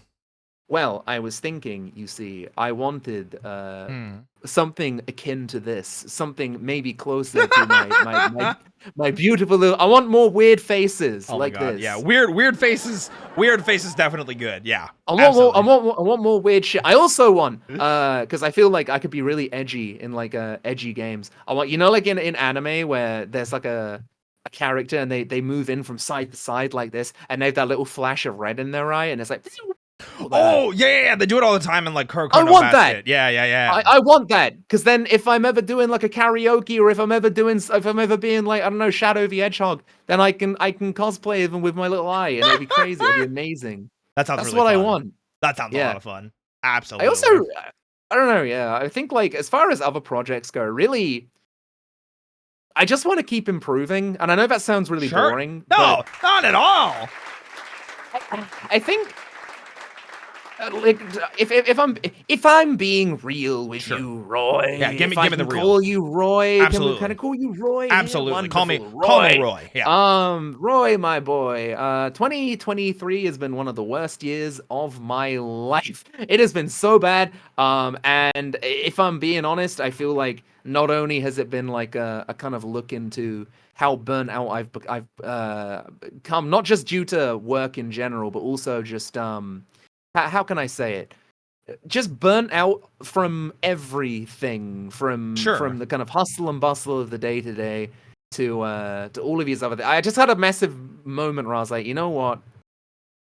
I think I just need to stop a bit. I need to just stop and what's the word? Reset? Stop rushing. Oh, I know that feeling. I know that Yes. all too well. My goodness. Ever since my return, I've been like, I've had that very much same feeling of I just want to like go. Yeah, And yeah. I only found out within the past like maybe like month or so that is like the worst thing for me because I make Absolutely. terrible decisions when I'm rushing, and then the final product ends up being not good, and then I'm even less happy, which makes me want to rush more. And it's just, Yep. it's a never ending cycle. I 100% That's what, like, understand you. yeah, like all of 2022 was that for me, just like nonstop rushing, and then 2023 hit, and it was immediate, like snap fingers, boom, and it was like my brain just left my ears, Mm, and it just left me pretty miserable for quite a while, and I made a big update video about it on YouTube, just being like, hi guys, really burnt out lately, all this, and that. And I just want to know that I can come back and see some kind of improvement, right? sure. Yeah, I want to prove that I can come back, and I can come back hard, Yeah, So absolutely. yeah. Yeah. No, I think those are Yeah. good goals. I think those are good accomplishments to try and reach for. And Thank you wanting you. to improve, definitely. That's the kind of thing that we really want to hear. We want to hear people wanting to do better and taking Yeah. steps to try and get better. Absolutely. All right. Yeah. So last couple of remarks. So convention season is coming into full swing Yes. again. People are seeing VTubers attend a lot of conventions. Well, at least here on the the US side of things. Do you have any plans on attending conventions? Absolutely. I want to go to Comic-Con London again in Hey! October. So I am planning on going there. I've got a few friends I'm going to meet up again with, hopefully, if they go, of course. And then I would really like to go to MagFest again Hey! in January. Yes, in January. January. That's like the one American convention I go to. Obviously, I can't go to many because that would require multiple plane journeys, which is just far too expensive. Yeah. It's always a shame, but what can you do? I have to be selective with my flights, but I I think get you. MagFest is just like what's the word? The big dick way to start your year. I'm actually really sad because this is gonna be the first MagFest since I started going to MagFest that I'm not going to. I'm not gonna judge you for that. There are some times you gotta take a break. Well, for this time, it's my sister is getting married, and she's getting married the weekend after MagFest. So it's hard for me to justify like flying out there for MagFest, flying home, then taking another weekend off to fly to my sister's wedding, and then fly home again. And I'm like, I feel that. So obviously, sister's wedding kind of it takes a little bit of a priority. Yeah. I was gonna say, but maybe you could get it done with quickly and then sprint away. I don't know. Yeah, something like that, right? Now, Yeah, you mentioned honestly, going to Comic-Con, but you said October, so I guess that answers the next question. I was going to say, are you going to TwitchCon Vegas? But I guess the answer to that is no. No, I don't know. Is TwitchCon like good? I don't know. Okay. So Is it? Yeah. I went last year, and I had a very like particular experience, and mine was not good because of housing situation. But it had nothing to do with TwitchCon itself. The partner party was a ton of fun and not like creepy. Like, it's actually good. Yeah. It's actually fun. It's actually good. But the big thing for TwitchCon, at least for me, and I wish I could have experienced it better last year, because I only got a taste of it like on the last day, which was doing things outside of TwitchCon. Like that's the whole reason you go, is you go to meet up with friends. You go to meet up with other content creators, people that are like-minded. You kind of let off some steam, maybe make some content if that's like what you want to do, like shoot some videos and stuff. Go explore. It's Vegas, you know, like it's whoa, you know. Vegas, baby. So I think that's kind of the big thing. If it's good or bad, I think that's up to the person and their individual experience. I would say it's a time and a place. Yeah. I was gonna say it's really about the people you go with. I feel like with like TwitchCon or something like that. Yeah, I think so. The people that you meet up with and the activities that you do. TwitchCon itself is okay. If you've been to a convention before, if you've been to like a Comic-Con or anything like that, I think it's pretty similar. And you usually find that you're like usually done after like a day anyway. Oh, absolutely. So it's like that. Well, to be fair, I feel like even with Comic-Con in London or something like that, it really is always about the people you meet and the people you go with. It's never about the con itself. Like I can pretty much burn out on the entire con maybe after half a day. Yeah. You know, once you've seen the vendors, once you've seen them, yeah, know, that's it. I'm not gonna go back. But yeah, no. How about a fan fest? I do see some audience questions. I have it. Oh, it's Mia. Yay. Yeah. Hello, Mia. Love you. But yeah, I do not think I will. I think I'm probably just going to watch it online because I haven't really been subbed to 14 in a while. Not because I'm not enjoying it, but because I kind of beat Endwalker, and then I did a few patches afterwards, and I was like, I think I can probably wait for the next one, honestly. Okay, so I think I'm okay. Can you promise not to judge me? I'm not going to judge you. I haven't beaten Endwalker yet. I'm not going to judge you. Like, why would I judge you? There's nothing to judge. I get it. Like, you know, it's been like an entire, decade-long journey. I can't blame you for getting right to the end. You know what? I'm actually fucking tired. I'm tired. I just need a break from this, man. Oh my god, you know. I went really hard on Shadowbringers, and playing Shadowbringers while it was current content was like, oh my god, I loved Shadowbringers. I cried for Shadowbringers. I did too. Oh my god. And while I was enjoying what I was playing for Endwalker, I think I just didn't have the energy. You know, I didn't have that same like that same draw. Yeah, that same burning desire to like find the conclusion. Cause I think with how like with how Shadowbringers ended, I was kind of like, I don't like these villains. Like fucking hell, yeah. Man, freaking Fandaniel can like eat a bag of dicks for all I care. Oh, everyone's favorite boy. Yeah, absolutely. Yeah, no, I don't know. I'm with you. Yeah. Like Shadowbringers was my shit. Endwalker was definitely a finale that I enjoyed. But then after that, it almost felt like well, what do we do now? And I'm like, I don't want to hang around while they're trying to figure it out. I want to join an expansion where they have like a crystal clear image on what the kind of path is, you know? Well, next is Dawn Trail? Dawn something? Even that, I don't know what are your opinions on it, because I swear to, I don't have issues with like filler content if it's good. Like we were talking about Final Fantasy VII Remake. Yeah. And how there's stuff in there that isn't good. I feel like when it comes to Dawn thing, I know the entire thing is like, okay, it's going to be a brand new storyline. Yeah. We are going on a big adventure. We're going on like a holiday. Mm-hmm. I don't know if I want to play an expansion of that. I need to know I need to know so much more. So I think the thing that I'm thinking about is like, so I haven't finished Endwalker yet, but from what everyone has told me, that Endwalker is the end of like the past decade. Of like storytelling and everything that's leading up to this point. And to me, while that's very exciting to get into from, you know, a player perspective, because I've been playing ARR since beta. I didn't play 14 1.0, but I did play beta ARR. So like I've been a player since 2013. I've been around for a minute. Or 2012. OGs. Yeah, not almost OG. I'm like second generation of them. But I think I'm okay with it. I think like I think it's important every once in a while, and I see Mia kind of mentioning something in the audience now, is having filler arcs occasionally. Maybe not for entire post games, but like having a filler arc every once in a while to kind of like reset is good because they can still tell like a fun, good, interesting story. That's exactly like the point though, is that I want to at least know that I'm getting into an expansion that is good. It's not just filled with filler. Yeah. You know, I want to know that at the very least the filler.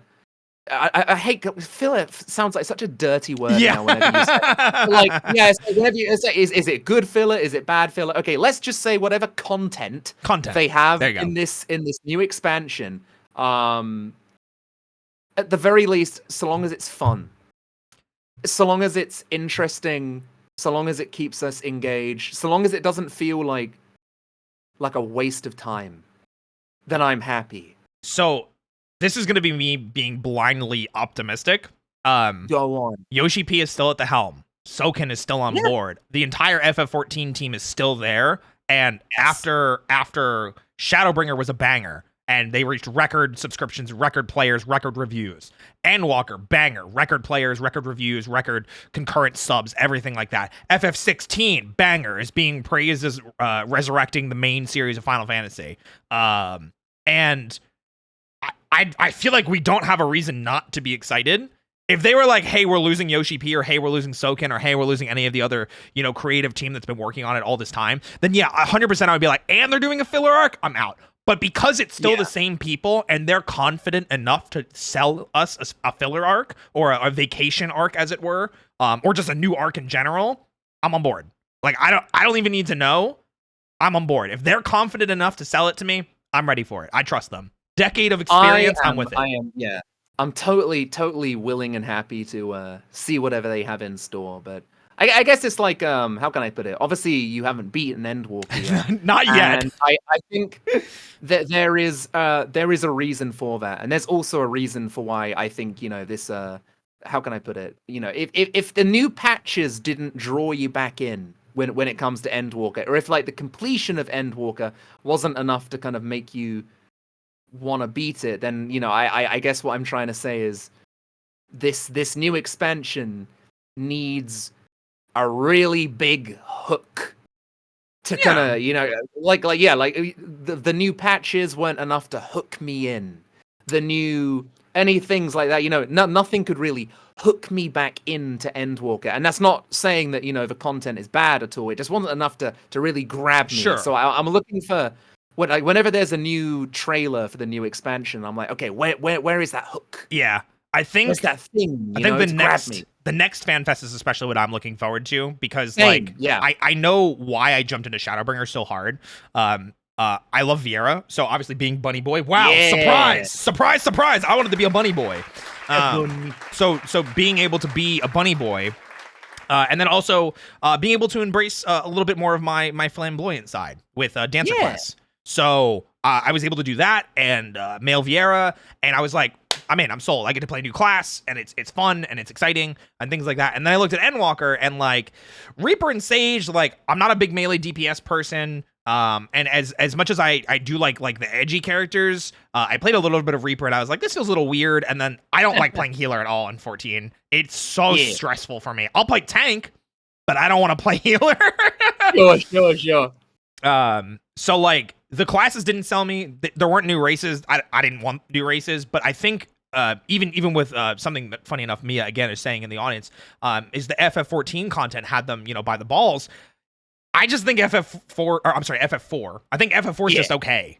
Like I don't love FF4. I don't hate it. I love it. I think it's okay. I think it's a little goofy sometimes. I love it. I love it because of the goofiness. I love it. I love my Final Fantasies goofy, you see. I love my Final Fantasy 5s. I love my Final Fantasy 9s. I love my Final Fantasy. I love a bit of goof. I still like FF4. Don't get me wrong. But like, if they were like, hey, this expansion's about FF9 or FF10, I'd have been like, I'm in. Let's go. I feel like everyone's waiting for the Spira. Everyone's waiting for the Spira content. Yeah, everyone's waiting for Blitzball. Every time there's an expansion, Yoshi P has to be like, Blitzball's not here. Well, he should better get on and make Blitzball then, so people stop asking. No? Honestly, they really should. That would bring me back. I would be a Blitzball streamer. It would be sick. I wonder if they do it like fantasy football or some shit. I hope they don't. Oh my god, it would be absolutely wild. I would want to love to play I Blitzball. want to swim about in a giant fucking football. That'd be brilliant. That'd be so silly. I would freaking love it.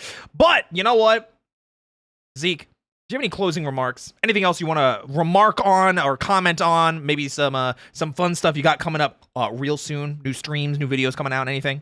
Any closing things? Okay, absolutely. I mean, obviously, first of all, thank you very much for having me here. Of course, it's been really yeah, nice. Of course. I will also say it's now 4:05 in the morning for me, so I'm sorry if I sound like I have steam coming out of my ears. Totally boy, howdy, fine. I've tried my best. But no, as far as like new projects go, I have my Final Fantasy IX video that should be coming out kind of middle of the month, maybe kind of near the 20th, give or take. But that should be coming out.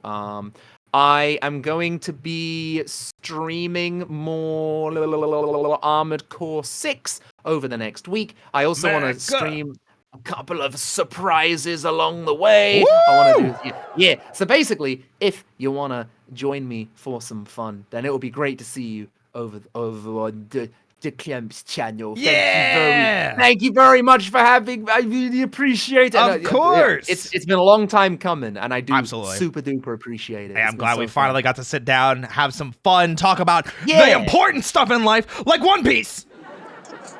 Of course. Guys, if you want to check out Zeke, go over to their Twitch channel. It's Clemps RPG. You can see the title of the stream has their name in it. You can click on it there. They'll be streaming soon, so be sure to check them out. Guys, thank you again. New Roy's Rapport next week. New guest, new news, new fun, same bun. All right, guys, have a great rest of your night. We'll see you next time. Bye-bye!